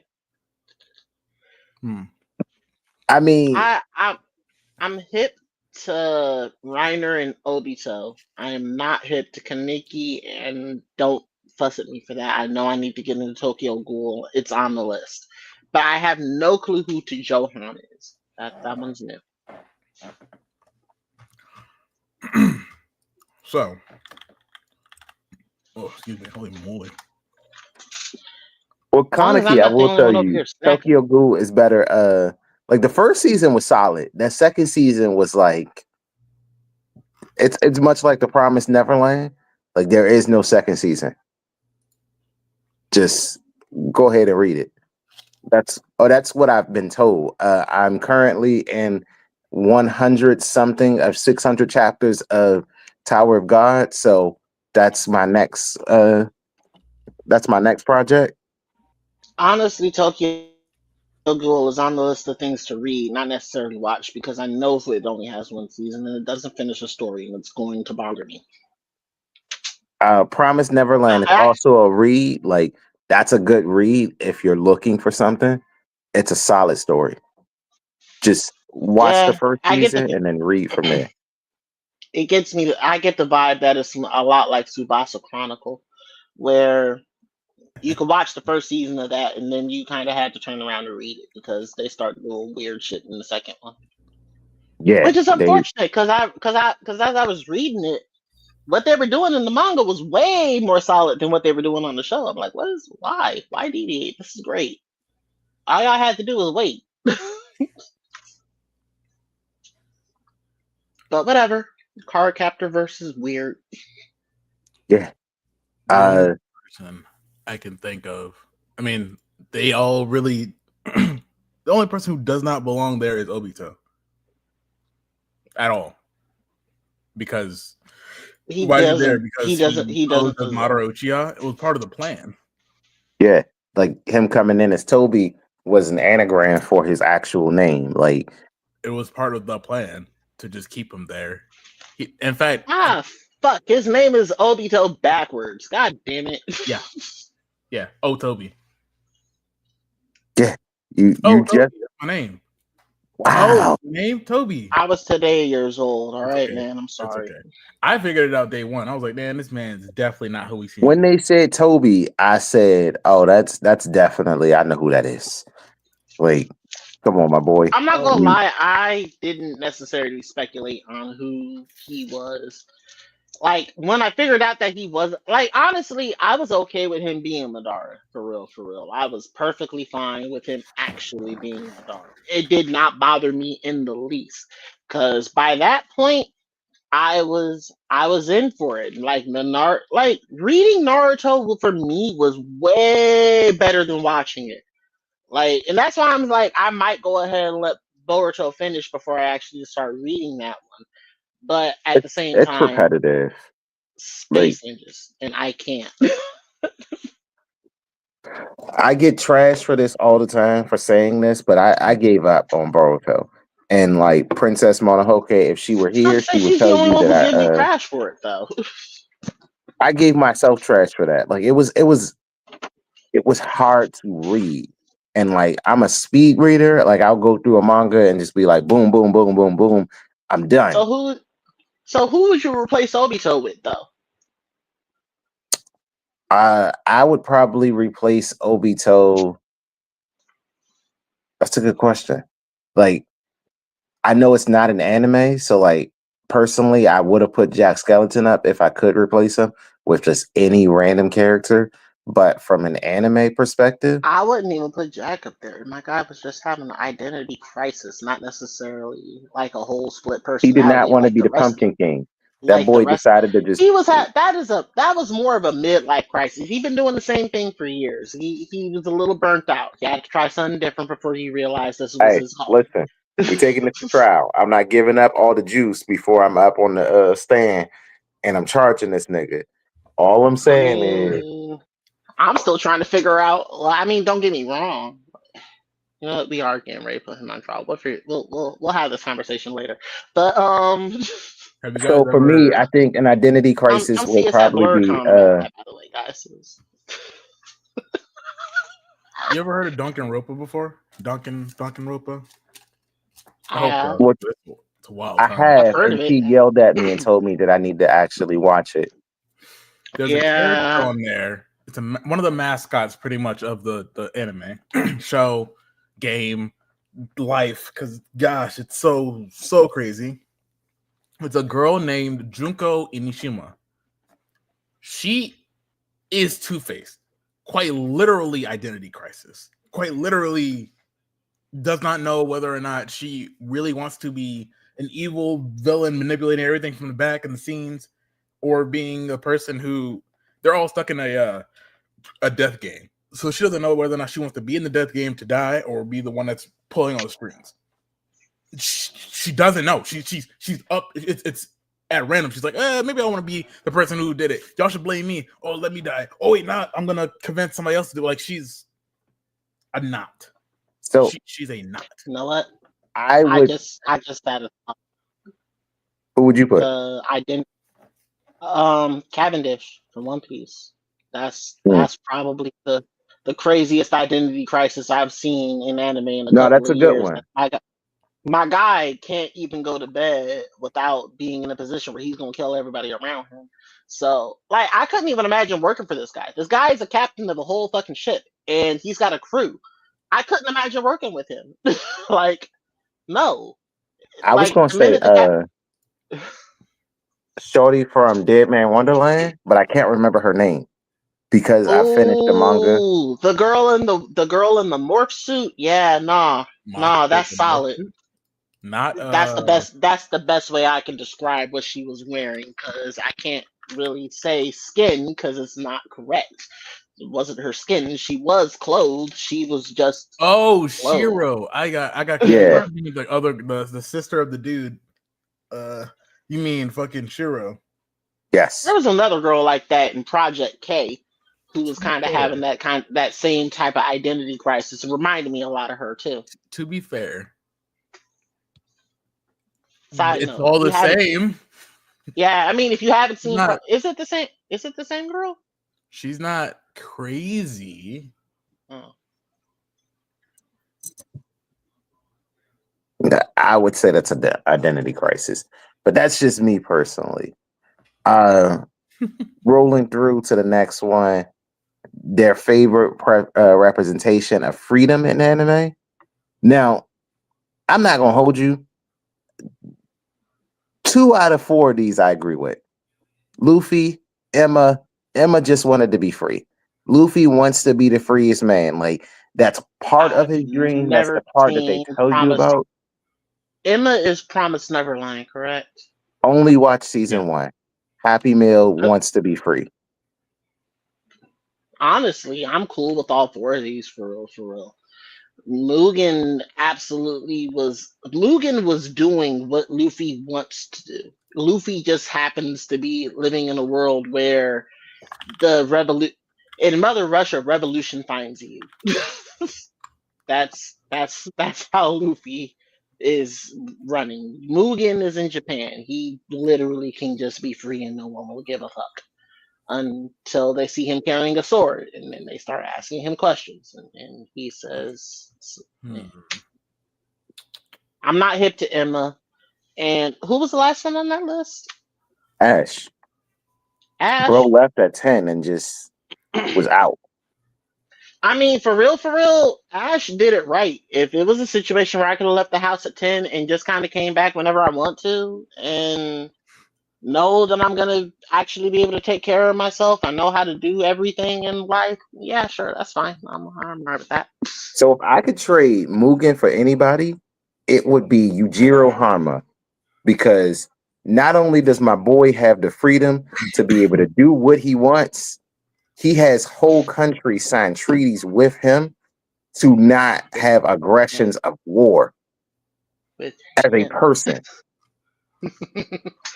Actually, nah, Mugen can stay personally, but I would definitely trade Yujiro for Ash.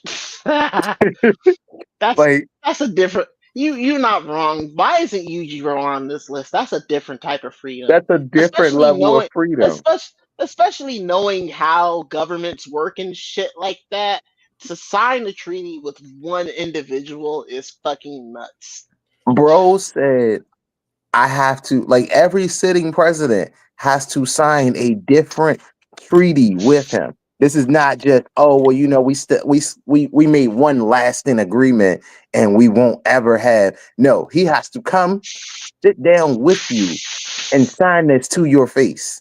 And you have to then in turn say, I'm good, bro. We won't. I can see why they didn't attack you before. Now, that's a different level of freedom.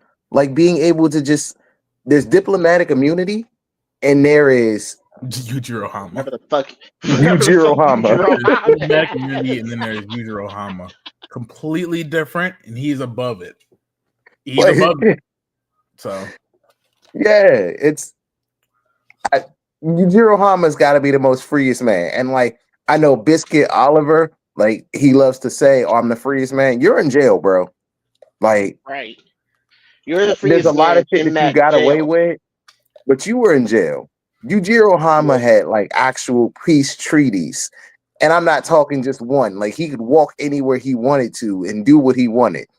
That boy had people punching themselves in the face, not so as he walked up, because that was their only option. That's a different level of I'm gonna go and do what I want.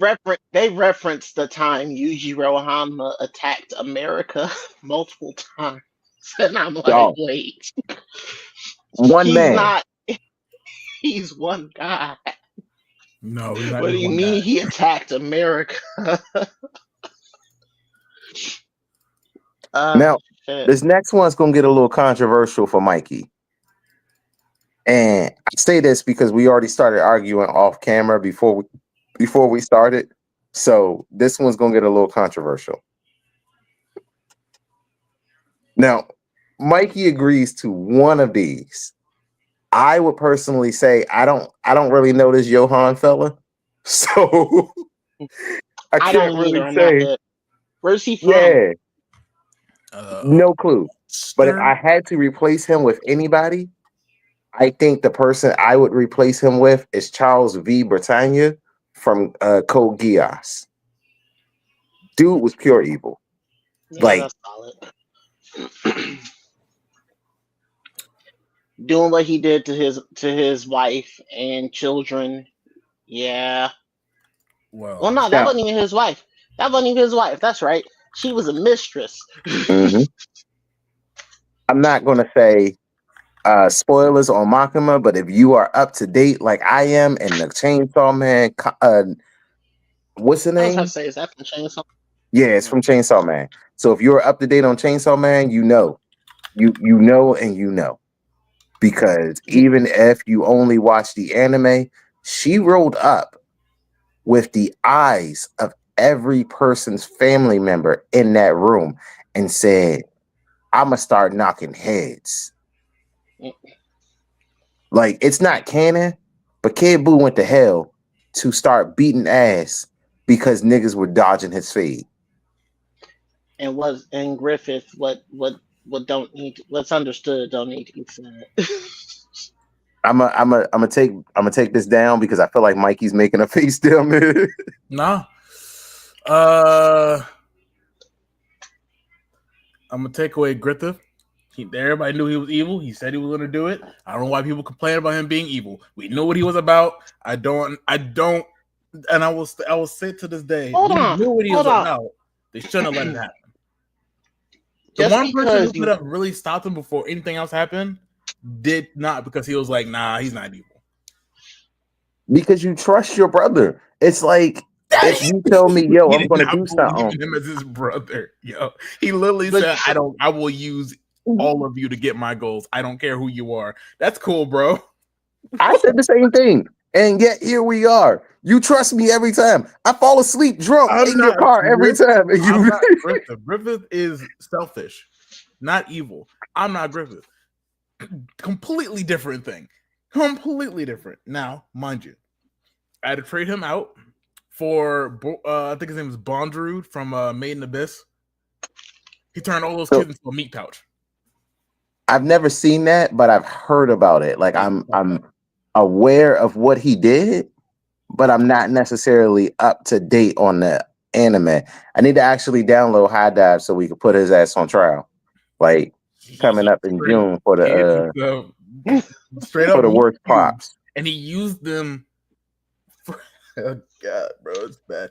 He's evil. I'm just gonna say he's evil. I'm not gonna say anything else. He cut his daughter up and turned her into a cube, and then he was so happy when she died. It was crazy. My question here is why, whenever I see things like this, speaking of people turning their daughters into shit, why is Shao Tucker never up for debate on this type of thing? Why is he just got to get categorized as like the worst anime father? No, this is honestly one of the most evil anime characters I've actually seen. Not even necessarily in a position where he was actually amoral. I can see where, as someone who considers himself a scientist, would be considered amoral, but at the same time, hold on, wait. So go ahead. I'm gonna make this argument. Call me evil, call me fucked up. It's fine. I don't care. His daughter was the second talking chimera he made. Right.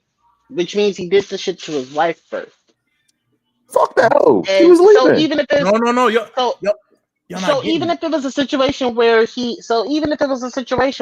the first time he did the shit, he was like desperate for a way to make sure that his daughter was good, which, I suppose you can argue that.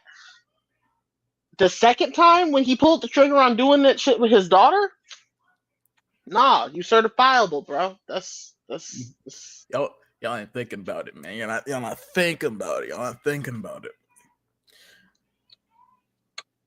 So I'm on your side with, like, I don't know necessarily that he was evil as much as, like, he panicked. Like, there wasn't shame on me. I mean, blah, blah, blah, blah. Fool me once, shame on me. Fool me twice, shame on you. It's a pattern. The fact that he did that shit to his daughter after he his did back it to was his against wife. the wall. Like, yo, your back's up against the wall. A child prodigy shows up. Which I can understand doing some crazy shit to make sure that your kid is together. As a parent, I understand dealing with the other half of yourself if it's a situation where, your kid is going to be good on the outside. But then to actually, say, I'm going to go ahead and do everything for the research. Nah, bro, you at this point don't care about the things in real life. Like, that's the same type of mindset that, motherfuckers like Mengele had, So, devil's advocate for a second, right? These two prodigies show up, and he's talking to you about how they're trying to get their bodies back, how he think they might be a philosopher's stone, da da da. You're a scientist too. You start to see hope and promise, but you just need a little more time to get your research done. You've been trying. Someone shows up and tells you that there's a way to fix and reverse all of this. You ain't gonna give it a shot? No, not until I know there's a way to fix and reverse. I'm not saying that, like, in their universe and who he is, a scientist's ego leads who you are. Science is all about breaking boundaries and experiments and like taking chances. He took a chance. He fucked up. Yeah, there's a line there with that type of research, sir, and you gotta know that. The line doesn't make you evil. The line makes you wrong. So, do we tell the person who created the atomic bomb that they're evil? Do we tell the person that made dynamite that they're evil? No, because he went on to make the world, the Nobel Peace Prize. The person who made the atomic bomb went on to be Einstein. Like, we don't tell people that they're evil for making guns. So, like, yes, what he did was wrong, but it doesn't necessarily make you evil. It just means that you fucked up. The first time he did it to his wife, mind you, and I'm going to get to this. Let's say he wasn't evil. He was desperate. He needed to do this. He was progressing in science. We'll say it's science. Okay. He wasn't evil. He was misguided. Had his heart in the right place, but he just did something stupid. This was not him being evil. The government who took and checked his chimera, mind you, because they came to check him out because he had to for the test. They had to see it. They said it was A-okay. Where's your wife? Oh, okay, whatever. A-okay. Enjoy your year of being a state alchemist. You gotta also remember the government of a mistress at that particular moment in time was definitely not. That's what I'm saying. So now we're looking at this. Is he really evil, or the people who just let this go on evil? I mean, he was evil for the second time. Yeah. We should have known that. Yes. Yes. We would have definitely. So I'm gonna put you like this. Why did it take at the end of World War II? We would have definitely been putting up that man for trial. Why did it take some 3'2" on a good day blonde kid and a fucking towering metal fucking locker going to his house and staying there for them to realize, oh, this guy's fucked up? First of all, he's 4'7", so put some respect on his height. Right. So first off, look, just because the government had short-sightedness doesn't necessarily mean that. No. Okay. No. All right. Don't tell me not to do that. The government being worth a shit at that particular moment does not excuse this man from doing what he did to his wife and daughter. Like I said, the first time when he did it to his wife, it was awful then. So the fact that he actually had the audacity to repeat the shit, that right there to me tells me that he's no. Wait a minute. One more thing on this. Can I? If your child does something wrong, you discipline them and tell them not to do it again, and they won't do it again, right? That's the idea, yeah. Or less. So why did no one tell him he was wrong? What? Why did no one, the government, tell him he was wrong for this? So he wouldn't do it again. Because no one knew he did it. You're capping. His wife disappeared. No, everybody knew his wife just. It was in the reports when they arrived at the house. Oh, his wife disappeared. Where'd your wife? I don't know. We knew his wife left him. They weren't looking for his wife left him. They're not checking if your wife leaves you. If your wife leaves you, you're not like, so this chimera showed up and your wife left you. Yes, my wife left me. I'm in a very sad time, but I have this scientific experiment right here. If you'd like to see this, it's not necessarily as though just was like, my wife left me while I was doing the research to figure this shit out. This is why she left me. So and remember, this is a talking chimera. So they were all fine with him, his wife leaving him, even though the chimera was saying, "No, get away from me. Get away. Get away." You know what? Let let me paint a picture for you. He's doing all of this work to get all of this stuff together in terms of making the bleeding edge chimera. It's got to be able to understand English. It's got to be able to respond in English. It's got to be able to process things and do complicated shit so I can actually go ahead and prove that my research means something. Meanwhile, when I'm actually focusing on this, like nose to the book, my wife, she done carried a baby to term. She's dealing with this infant by herself because I'm always fucking working. Me and her start getting into it on a regular fucking basis. Next thing I know, you know what? I'm tired of it. I'll deal with the baby. Let me go ahead and finish my research by using this human brain, man.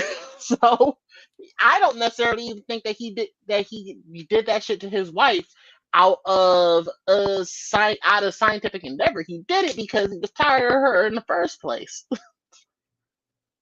I mean, he's innocent. It's hard to argue that. Like, cause look, right? They knew where they were living and how much he got paid at the state elements and all. Yeah, his stuff, wife. Yeah, right? his wife left so him. His wife was taking care of the kid. As soon as she came in the room to say, as soon as she came into the room was with some, I'm leaving and I'm taking the baby with me. Nah, bitch, you a chimera now. Yeah, you can like, whose baby you taking? You taking my baby? Nah, you a chimera now. You can leave. So regardless, right? He made a mistake, but the second time he was evil. No, that first time was that first time was the emergence of pattern. He did that shit once, I could do it again. Now why did no one tell him to stop?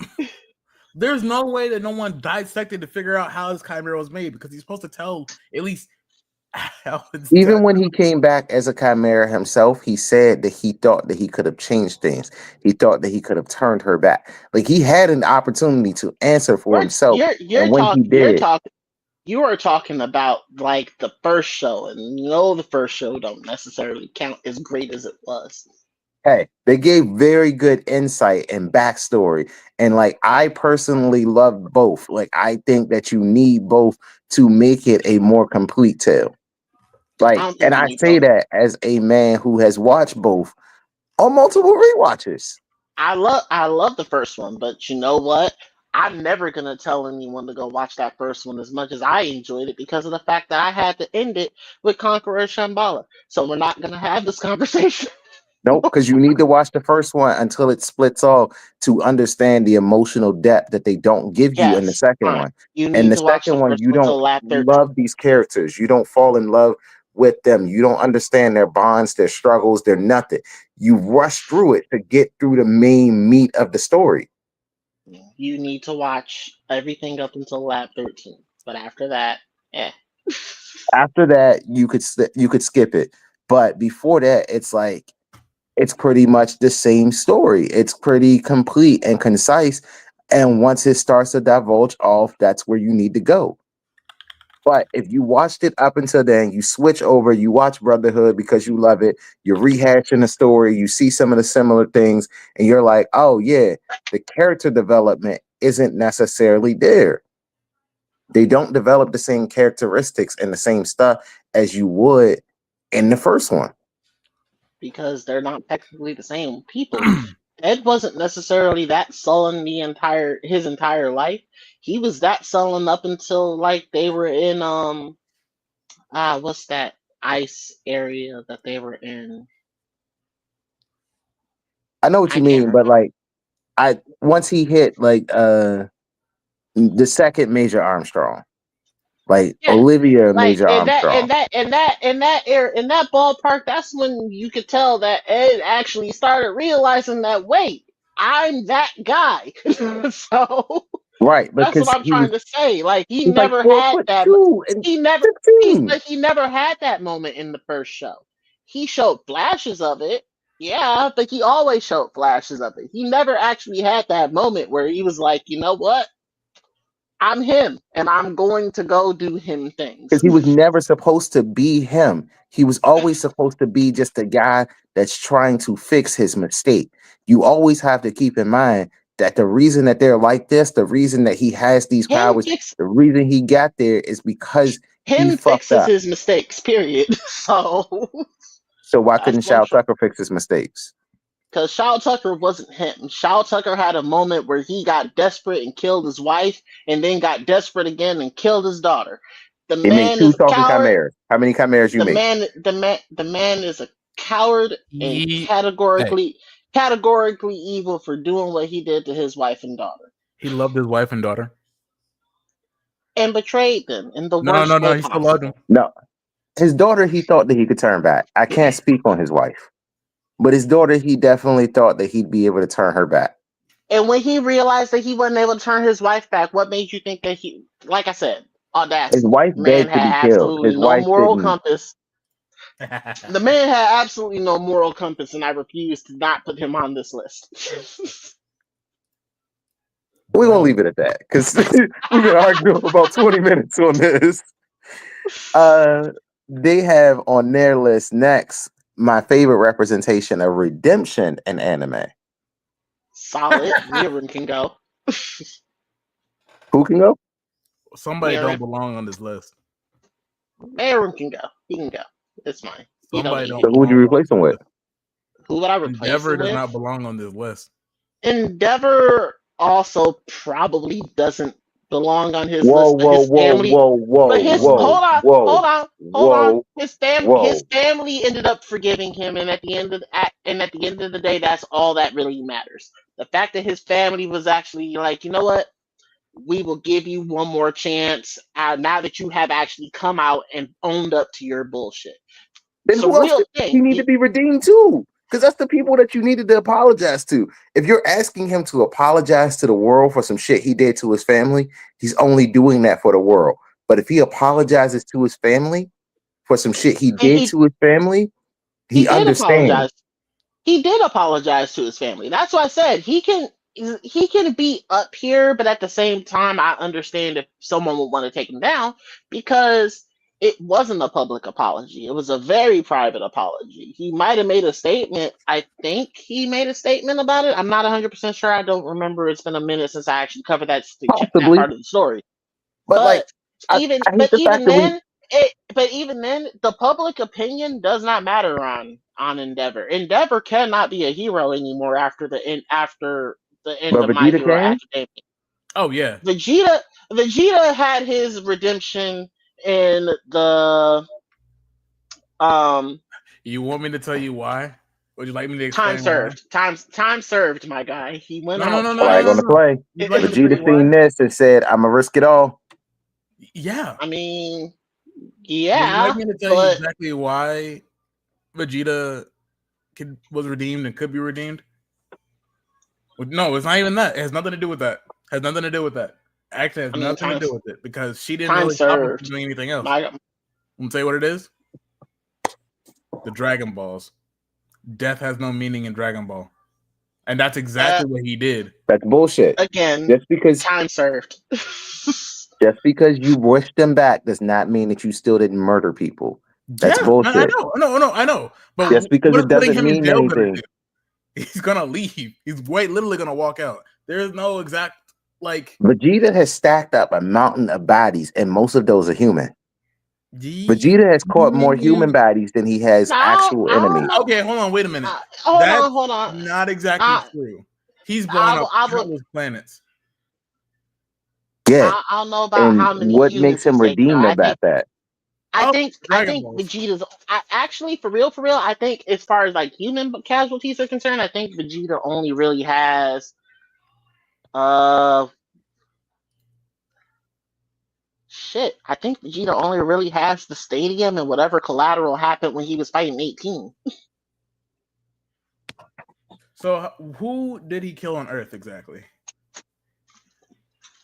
The 18 is really funny. 18, the one with 18 is really funny because he was just killing people on the highway. He definitely. But that's what I'm trying to say. I think that fight and when he and the world tournament in the Buu saga were the only times that Vegeta actually caught bodies on Earth. Right, everyone else that got killed on Earth was Nappa. Everybody got murked and they fought back.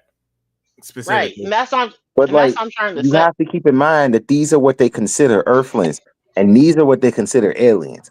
And when you look at it that way, Vegeta has been catching body after body after body after body before he was even old enough to drink. I'm not going to pretend like he hasn't taken a ton of lives fast. Hold on, wait a minute. But let's see here. The time that I will say Vegeta got killed on justice was when he went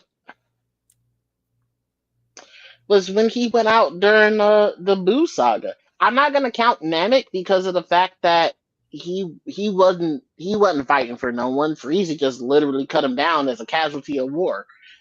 But the time that he actually died, and it was for, hey, you know what?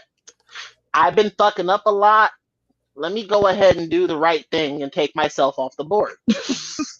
Which is why I say for Vegeta, time served. He ever since he came back from that particular L, he been on the right path. So I can give Vegeta a solid A for redemption in this particular case.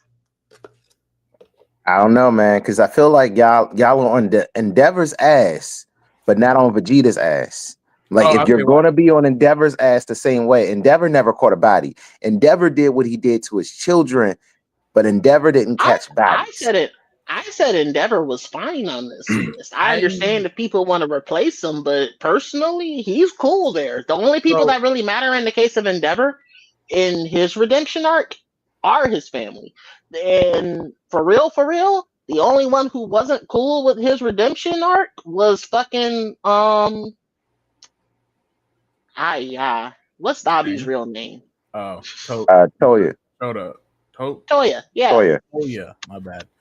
Yeah, he's the only one who wasn't cool with it. And to be fair, through Endeavor, how many bodies did Toya catch? Ooh, not you laying Toya's bodies at Endeavor's. Fucking crazy. Because he definitely tried to stop Toya long before Toya ever killed himself. Like, when Toya left, Endeavor tried to stop Toya before that happened. Endeavor blamed himself for Toya's disappearance too. I want to be as strong as you're making. I understand that I'm not perfect, but look, I can do what you want. I'm going to go on a mountain. Just meet me up there. I can show you what I did. I know a new move. Please, Dad, check this out. Please, I could be just as cool as you. I could be a hero like you. And he showed up. Hours on that mountain. Endeavor was there. And he didn't show up. Endeavor, look, no one's gonna when Endeavor showed up. Toya was gone. Toya was no one's ever going to argue that Endeavor. Toast. No one's ever going to argue that Endeavor was right in that scenario, Mikey. But he also did not actually actively look for his son, who is a napalm bomb waiting to go off, really, because he knew how strong his fire was. He actually knew, it was like, wow, you're dangerous. But he didn't really look for him, and he let nobody know. He was just like, oh, my son died. All right, whatever. Moving on to the next one. He tried to stop him, and then he thought he was dead. Like, how much more do you want a man who sets himself on fire to be thinking ahead? There is a fire villain. Later in my years, there's a fire villain who was actually melting people. Quite familiar. And he thought that his son was...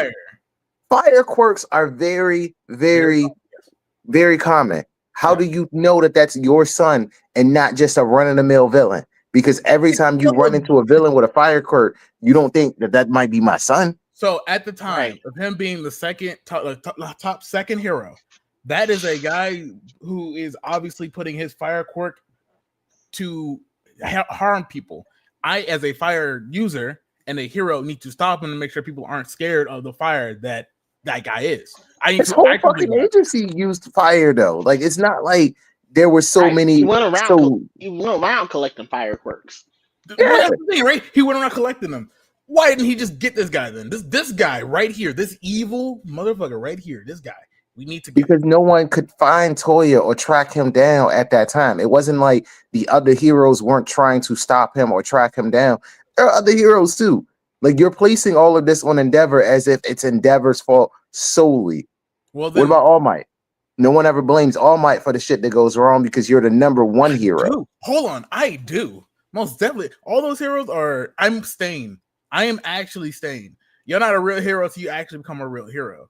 I don't think that Endeavor redeemed himself because all he did will say, okay, well, the last thing I'm going to do is just die with my son because that's the only way to redeem myself. That's actually what his thought in his family's eyes. He thought that this is my problem and I'm going to stop my problem. He did what you wanted him to do. At that point. But that's the thing, right? It was a family problem. They all had to come together. He just didn't. It was not a family problem. It was an Endeavor problem. Endeavor wasn't there when he needed them. Endeavor didn't take care of the problem when it started to become a problem. Endeavor thought, I'm going to take care of this. When he tried to redeem himself, he did the best he could. What more did you want from Endeavor? Did you want? I wanted him to go back in time. This guy said, I want him to go back in time. He did as much as he could. But the thing is, at the end of the day, right? At the end of it, his whole family had to tell him it's not just you. His youngest son was going to stop his other son because he couldn't just do it.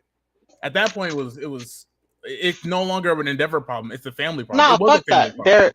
Fuck that. I don't blame Todoroki for going after him personally. Oh, no, I'm not even saying that because I think he needed to do that. What I'm saying is, as redeemable it's as not it even. Was, it was a thing together. We're trying to save the world. This is a matchup issue at this point, bro. Come on. I mean, yeah, right. But he's the only one who could sort of stand his fire, pretty much. Technically, that's why Endeavor wanted to go after himself, which it shouldn't have been. It should have been, we have to stop him together. You gotta stop your brother. You gotta stop my son. Then who else are you putting on All for One? Because if the number one hero, you gotta fight him fire versus fire. Like, who else would have been able to fight All for One? Because Hawks was burnt the fuck up.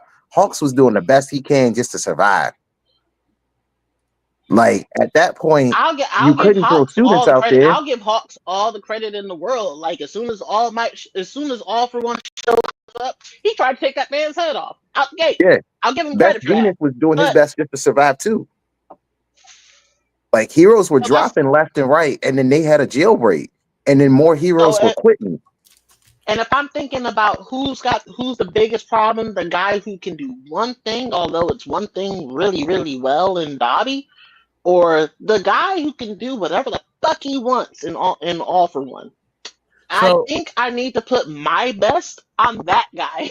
Yeah, because Miracle's already heard. Like, your top 10 was wrecked. So I would have think it's about Vegeta, right? Facts. Vegeta being at least two of your top 10 are amputees, bro. Like, real talk. Let me throw it back to Vegeta, right? As to why he be redeemed. Karma got his ass. Karma got him. He did all that stuff. He didn't really kill anybody on Earth, but he did all this stuff on Earth. He got beat up, got sent back. He arrived on Namek, did some damage. He got beat up. He really got beat up by everybody. Nearly everybody. The Ginyu Force beat him up. Then afterwards, he had to fight with Goku in Ginyu's body.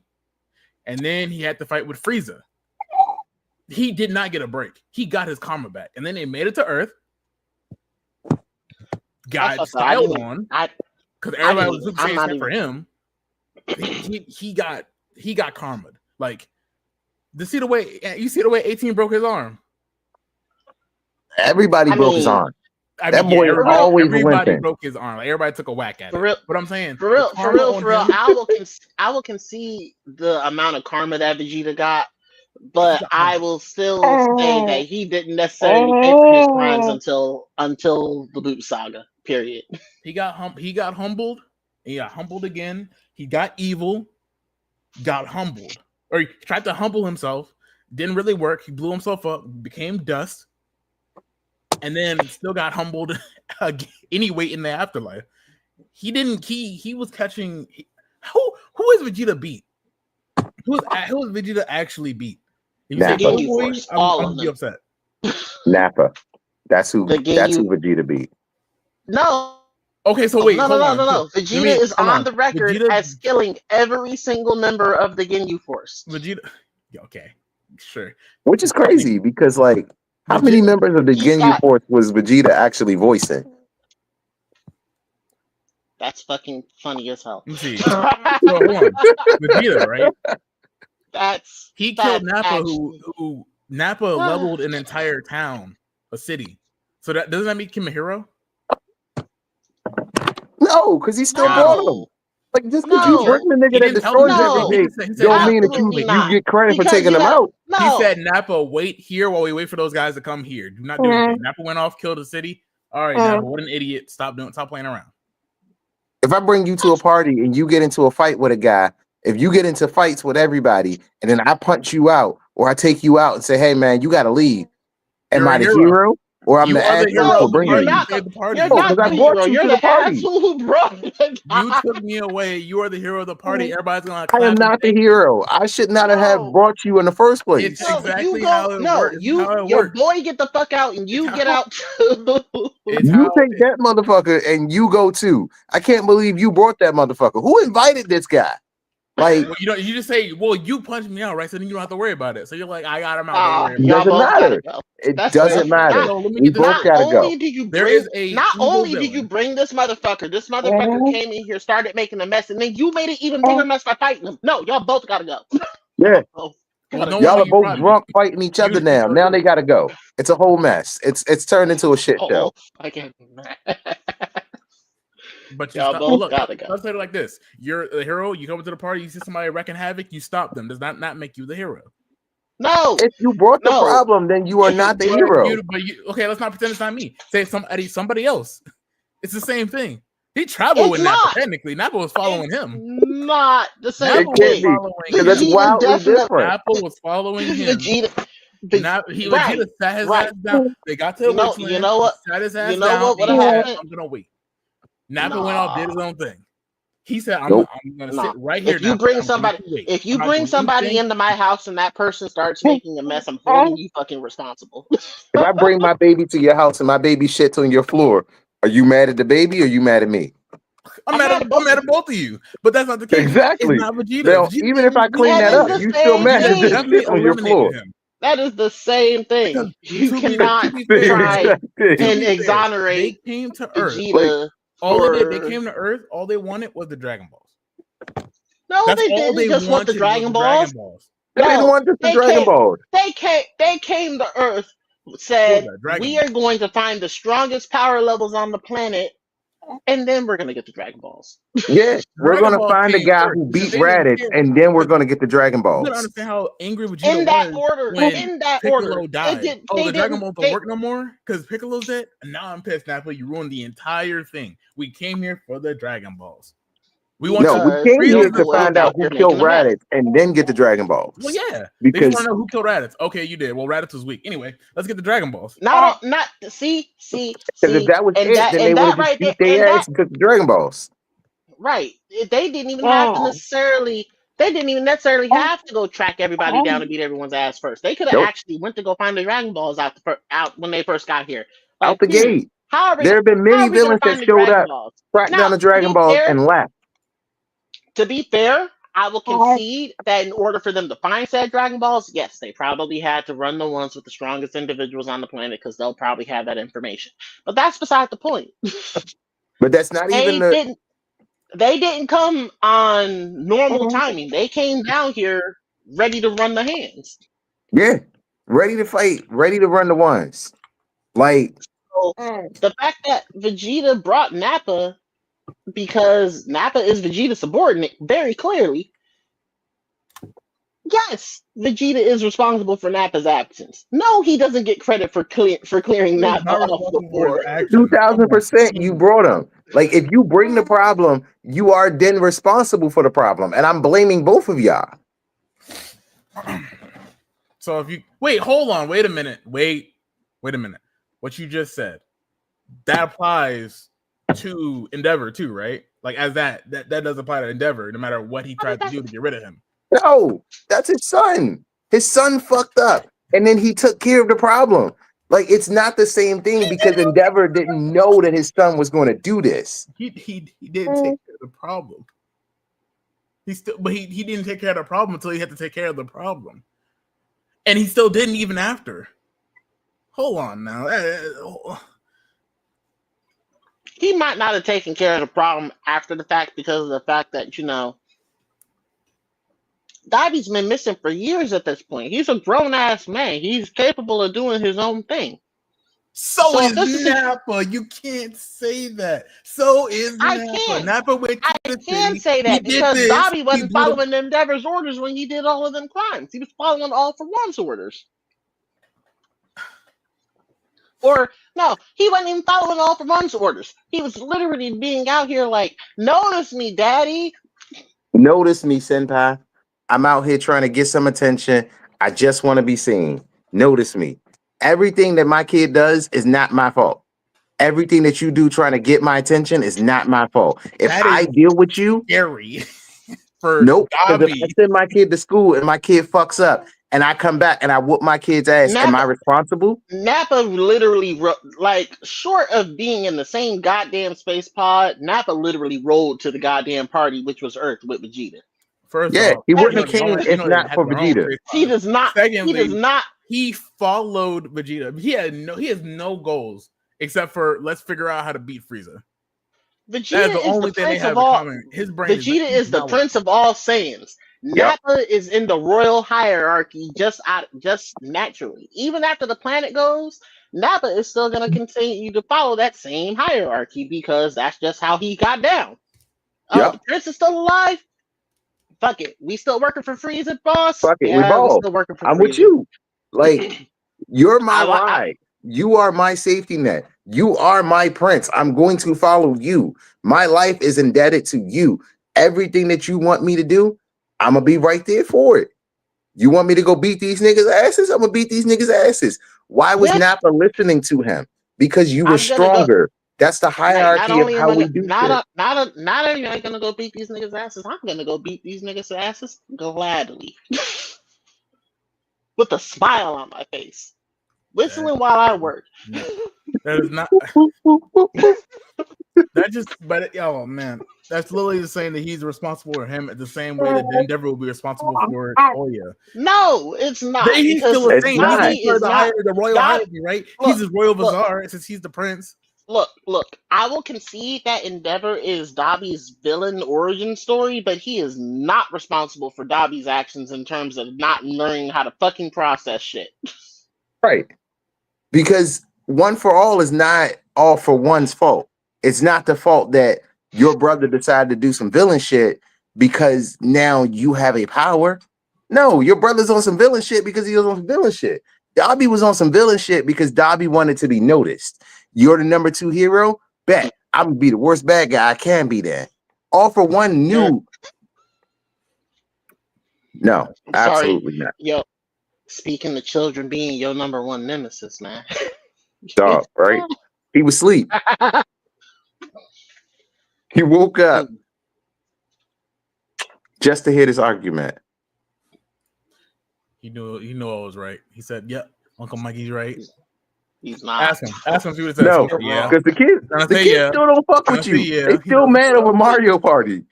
They still hate you. Yeah, I'm literally waiting for him to get old enough to play Mario Party. That's all I'm waiting for. Mario Kart and Mario Party. I'm waiting. Tell him Fast 8 is waiting for him. I will have right there. Have y'all gotten Jamboree yet? Out of curiosity. Nope. I'm waiting till Valentine's Day to get it for the kids. Okay, let me know when you get it, cause mine have been just giving me all types of hell playing that game, and I'm like, nah, this is a different type of traumatizing, man. Like, I understand what I had to go through as a child. No, Bowser is on some trash. Yeah. I've already been asked about it, and I'm trying to like push it off for Valentine's Day. Like, get them all just one big gift as a whole, and be like, "Here you go. You guys can go play Valentine's gift." Good play. Let me know when you decide to do that, so that way we can set that up. But I digress. Nah, it's I'm sorry, I can't get behind your Endeavor doesn't necessarily belong up here. Like I said, I understand from the public's perspective why you wouldn't want him up here, but from the perspective of everybody in the conversation who fucking matters, i.e. his wife and children, yeah, no, he can be on redemption list. So can Vegeta. So can what's his name? Fucking Thorfinn. Thorfinn needs to be up here still because he finally understood what his dad was trying to tell him. No, bro, you don't got any enemies. You should have just chilled out from childhood. Yeah. You should have just chilled the fuck out and let me handle this. If I was going to die, I was going to die. Miram don't belong up here because he was going to continue to do whatever the fuck he was going to try to do until he timed out. Because he was unchallenged. Like, I don't know who I'd replace him with, so I'm just leaving him there just because. Because I don't have another like person as a redemption. So if we move on to Pride, I'm not gonna hold you. This is a solid list. Like everybody up here. There's no other character that I can think of that are as prideful as that four, actually. Like there's literally no No. I will take Vegeta off the list because of the fact that he does eventually go soft. Hold on, no. Hold on, wait a minute. Vegeta went soft on me at the end of the day. But you know who I will put on this list that stayed like that from the beginning of his show until the end of his show? Continued to talk all the shit the entire time. Seto fucking Kaiba. I'll put him on that list. And take who off? Because you can't. I take that back. Vegeta can stay on there, but I'm not hip to Gilgamesh, so he can probably go. Okay, so Gilgamesh. Okay, maybe you don't know. Well, let me see. First off, the Vegeta thing. He never went soft. No, and he never gave up the pride of all the Saiyans. Ever. So he needed the bloodline, right? He chose the best woman on the planet. No, just because Vegeta. No, that's just honestly just because I believe that just because Vegeta. That's just how he's used to moving. That's confidence doesn't necessarily beget. Confidence doesn't necessarily mean that he's incredibly prideful. Okay, but can I raise you? So this is fucked up because technically he's my favorite character. Gohan didn't return to the past. He didn't. Guess who did though? I'm sorry, I didn't hear you over Tristan over there. What was that? Said Gohan didn't return to the past. He died. Trunks did.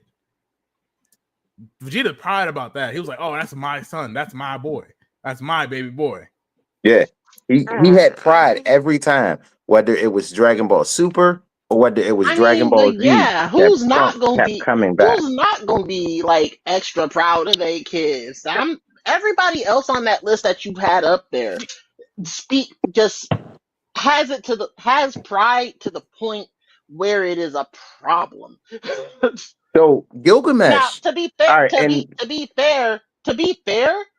Escanor can at least back it up. Escanor's got W's under his belt. Dog, Vegeta lion does not necessarily.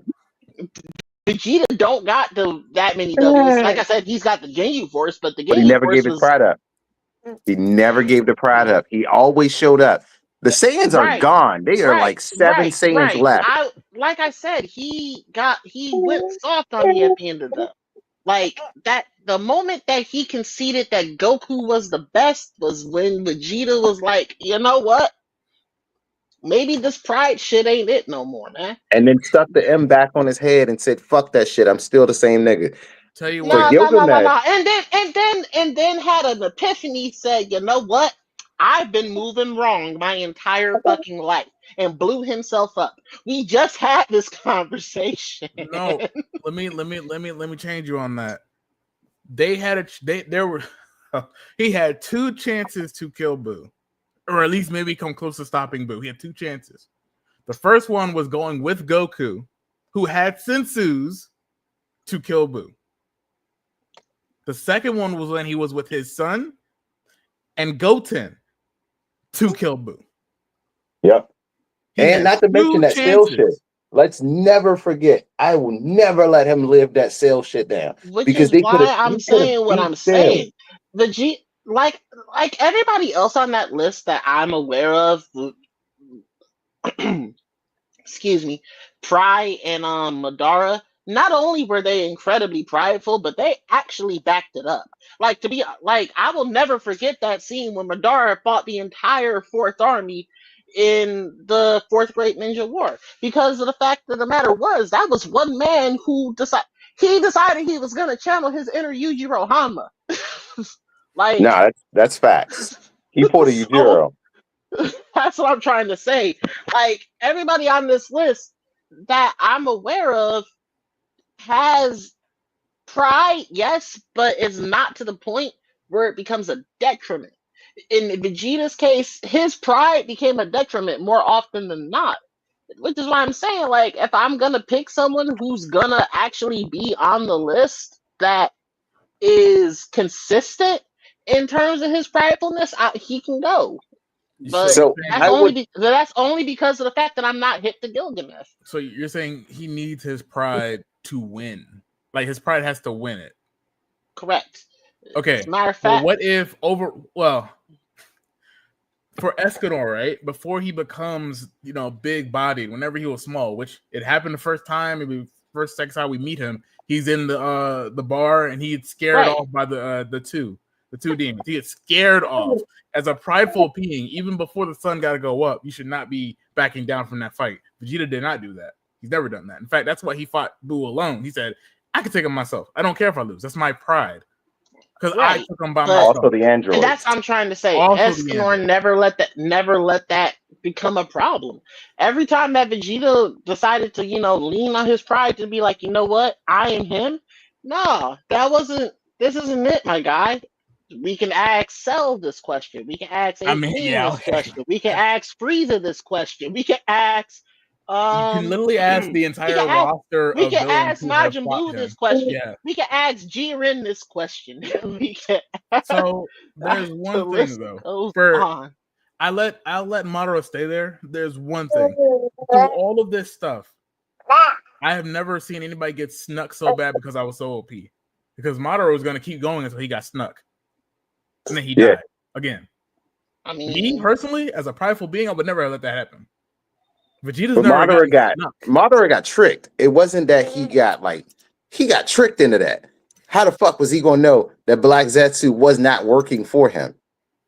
His pride would never allow him to think that someone would turn it back on him. Like, and in Gilgamesh's case, the Fate series is based off of your legend and how legendary you are. Gilgamesh was literally the first hero recorded in history. So that's the same Gilgamesh from the not Othello, but Othello from the story, the story from the fucking epic of Gilgamesh. The Gate of Babylon. That's the same Gilgamesh. That's him. That's him. All the so weapons. When he shows up, he's like, "Yo, my gate has all the weapons to be able to take out anything you can throw at me. So if you try me, I can beat your ass." Which I don't know where you are in Final Fantasy, but you do have to fight Gilgamesh later. Let me know. Battle of Big Bridge. Actually, you might have already done it, or you may have skipped it. No, I literally just got to Stormblood like yesterday.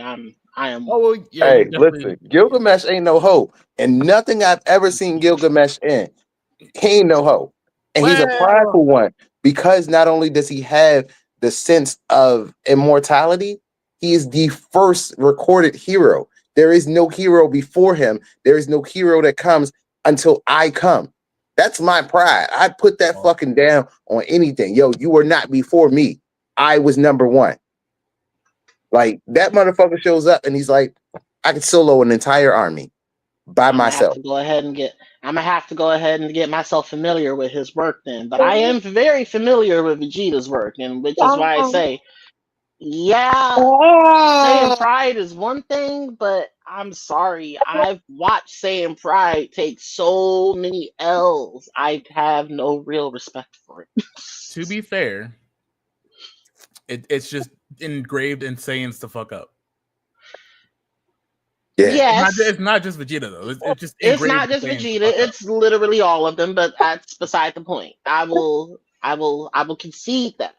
But to have that type of pride to the point where you are fucking up, even if it is genetic, I'm gonna need you to no, that just no.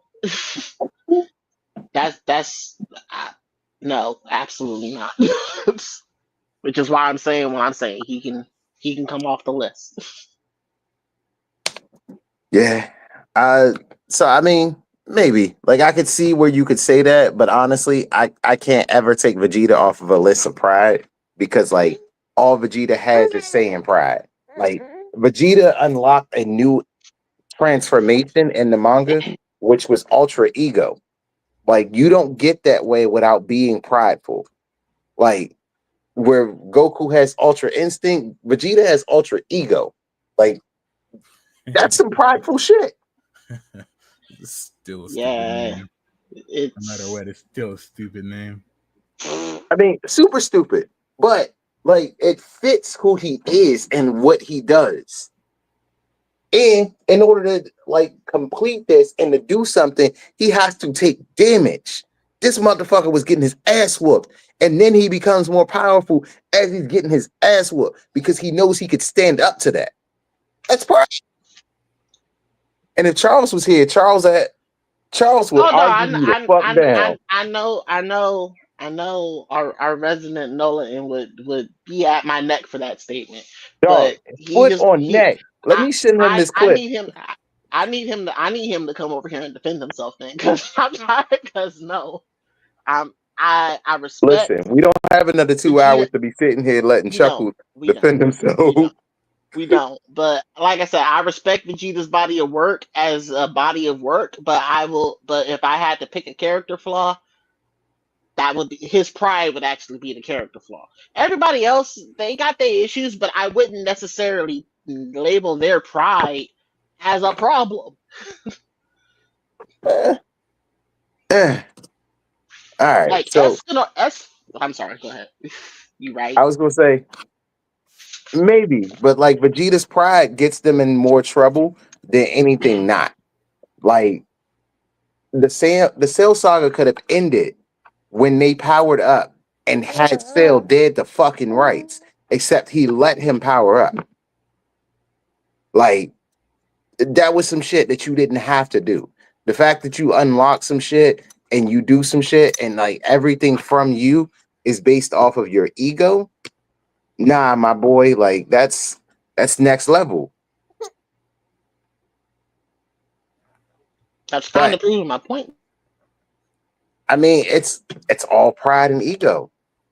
And like if you can't let go of your ego, you can't drop your pride, you deserve to be on this list. Like if anybody, I would have taken Madara off before I'd ever take Vegeta off that list. And like that's saying something. Because Madara said, oh, you stopped the first meteor. What are you going to do about the second one?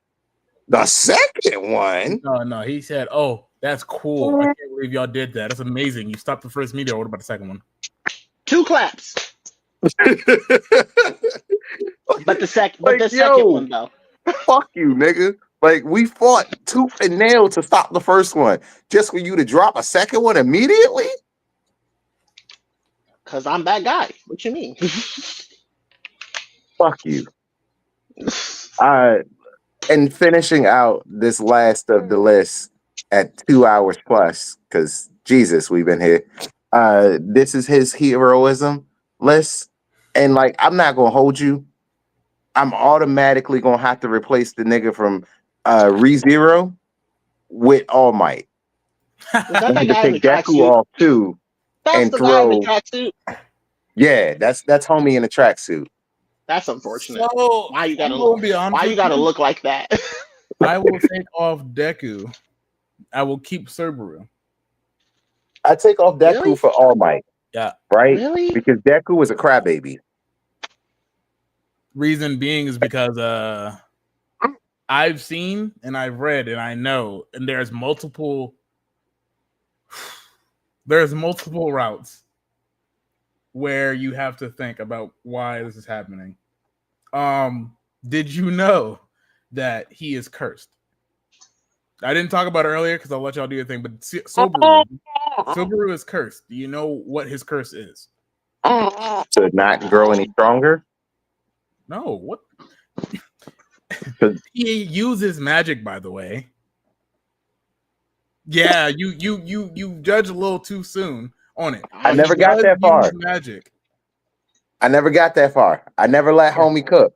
That's fine. No. All I cool. seen was a tracksuit. It's fine. There's more stuff though, but he has curse. Do you know what his curse is? You've seen it. His curse. You've seen it. Can you sell me on this show? Right. Yes, but I really don't want to. Because there was a big thing about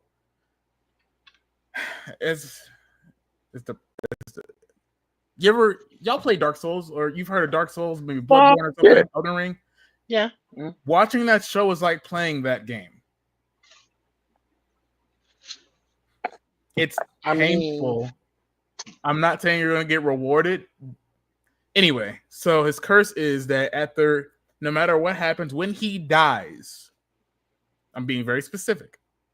Mm-hmm. When he dies, he returns to that point on that day in that marketplace where he is. Okay?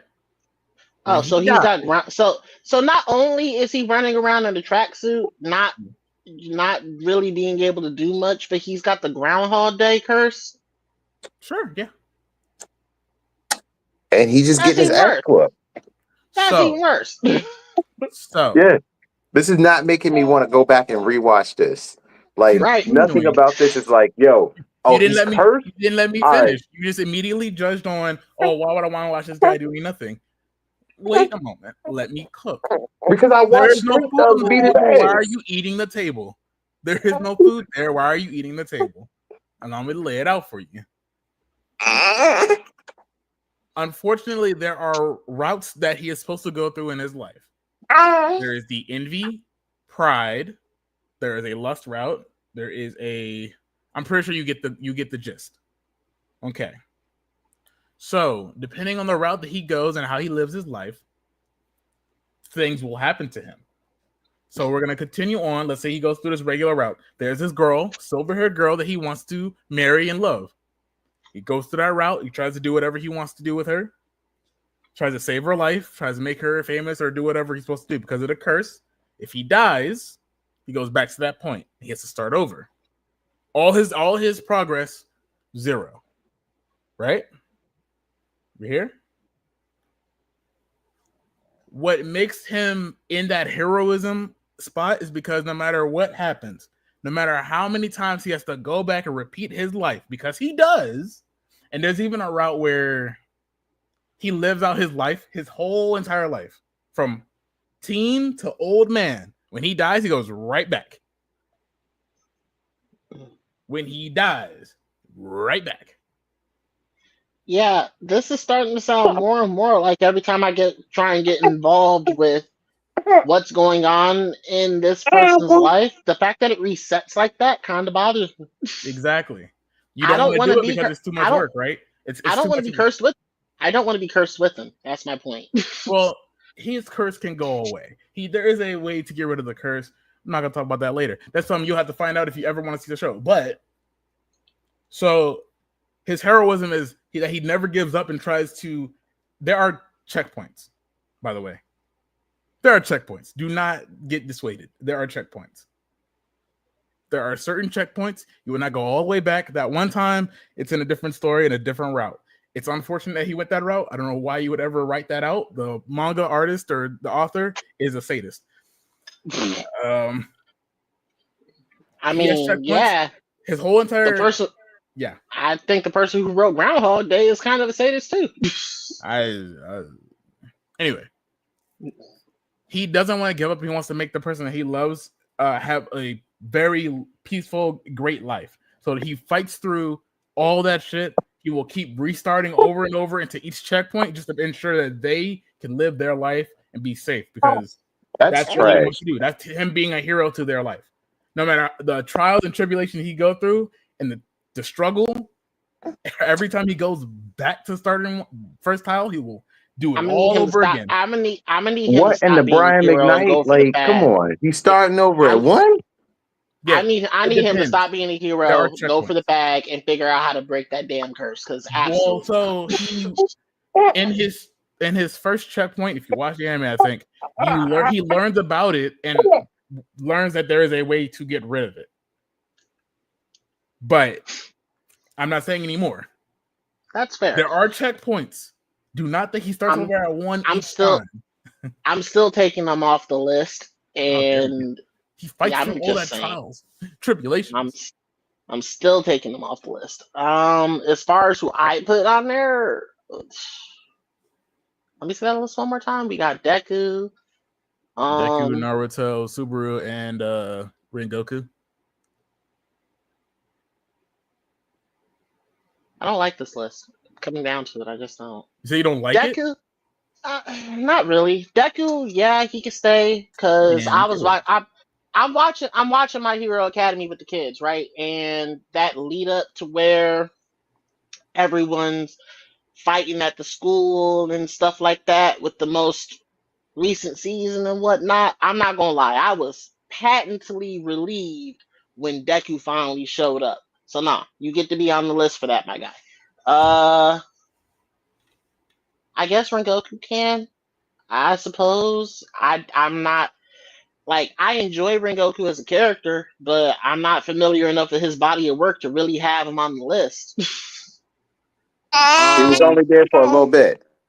Right. I didn't get a chance to get attached, so yeah, he don't got to be on here.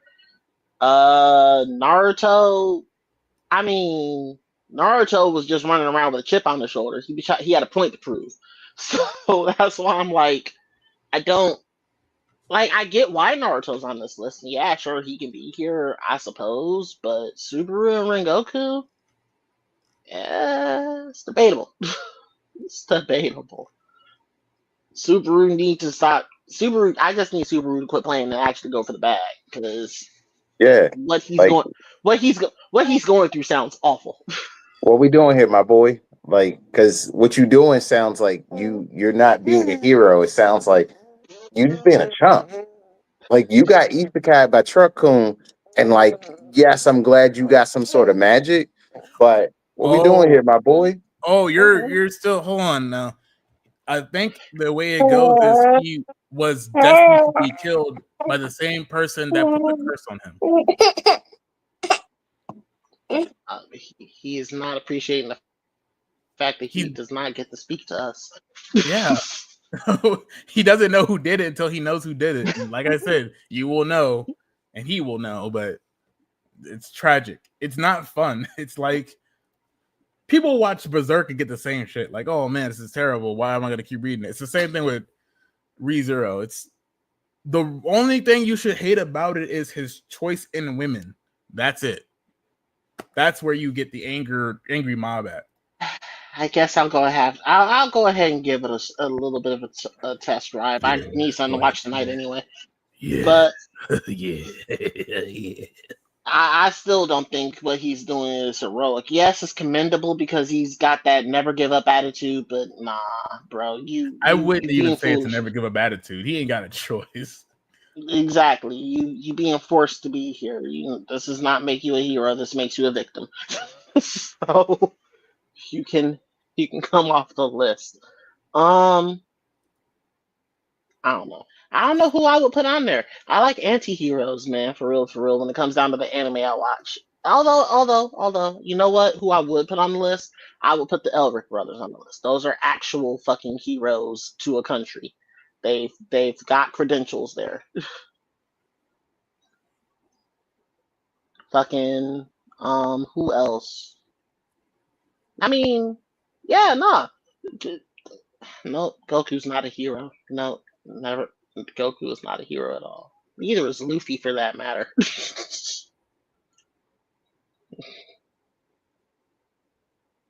The mute button. Jamal's mute button is a hero right now. That's the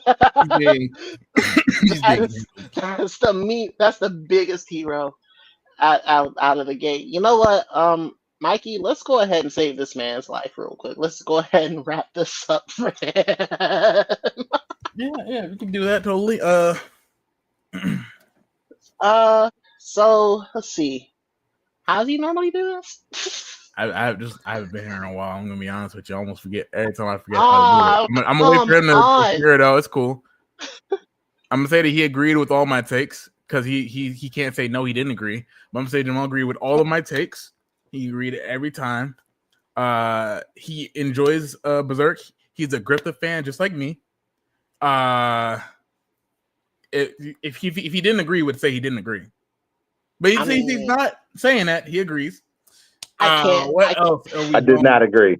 Oh, okay. Yeah, at this point, we gotta call it. It's been a great episode. We appreciate it. My co-host over here has not. For everybody out there, thank you for tuning in. Thank you for sticking with us all this time. It has been a fantastic episode out with the fellas on a Saturday night. We appreciate you so much. If you're looking for us, you can catch us at our next few cons. Me and Mikey will personally be at GalaxyCon Richmond in March. We will all be at BlerdCon and shit. I'm struggling to think of when BlerdCon is right now, but we got 2 panels at BlerdCon. Also in March? Also in March. March is going to be a busy month. Yeah, I took January off and I'm getting back to it in February. We're going to go meet Johnny Young Bosch.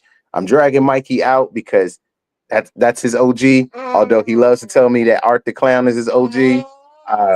We're going to go meet Ichigo. We appreciate everybody for sticking with us. This year is going to be great. We're going to do it bigger. We're going to do it better. And we're going to be here with you at all times. To catch us at the Trap House, we'll be here every Saturday that we can make it. We will try to make it every Sunday for Anime Court as possible. Obviously, my co-host dictates my schedule. But yeah, we appreciate you guys for sticking with us. Whoever's list this was, you did a great job of putting this together. We got so much content out of this. We obviously did a 2.5-hour show off of you.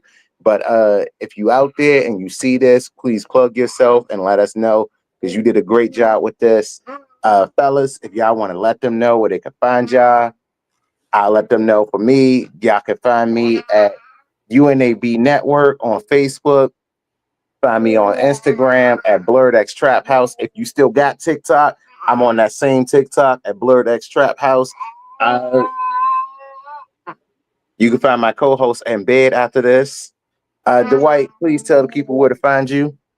Y'all can find me here every weekend in the Trap House. For sure. Again, with the Anime Court thing is debatable. We're working on the format for that. We're working on scheduling. We'll figure it out. But I digress. That is my Instagram handle right there. It does work. So please give me a follow. You'll be able to see, whenever I'm at a con and stuff like that. That's where I put all my pictures. And then the Menace is back, so I'm gonna go ahead. No, wait, that's Maul. The Villain is back, so I'm gonna go ahead and let him do his thing.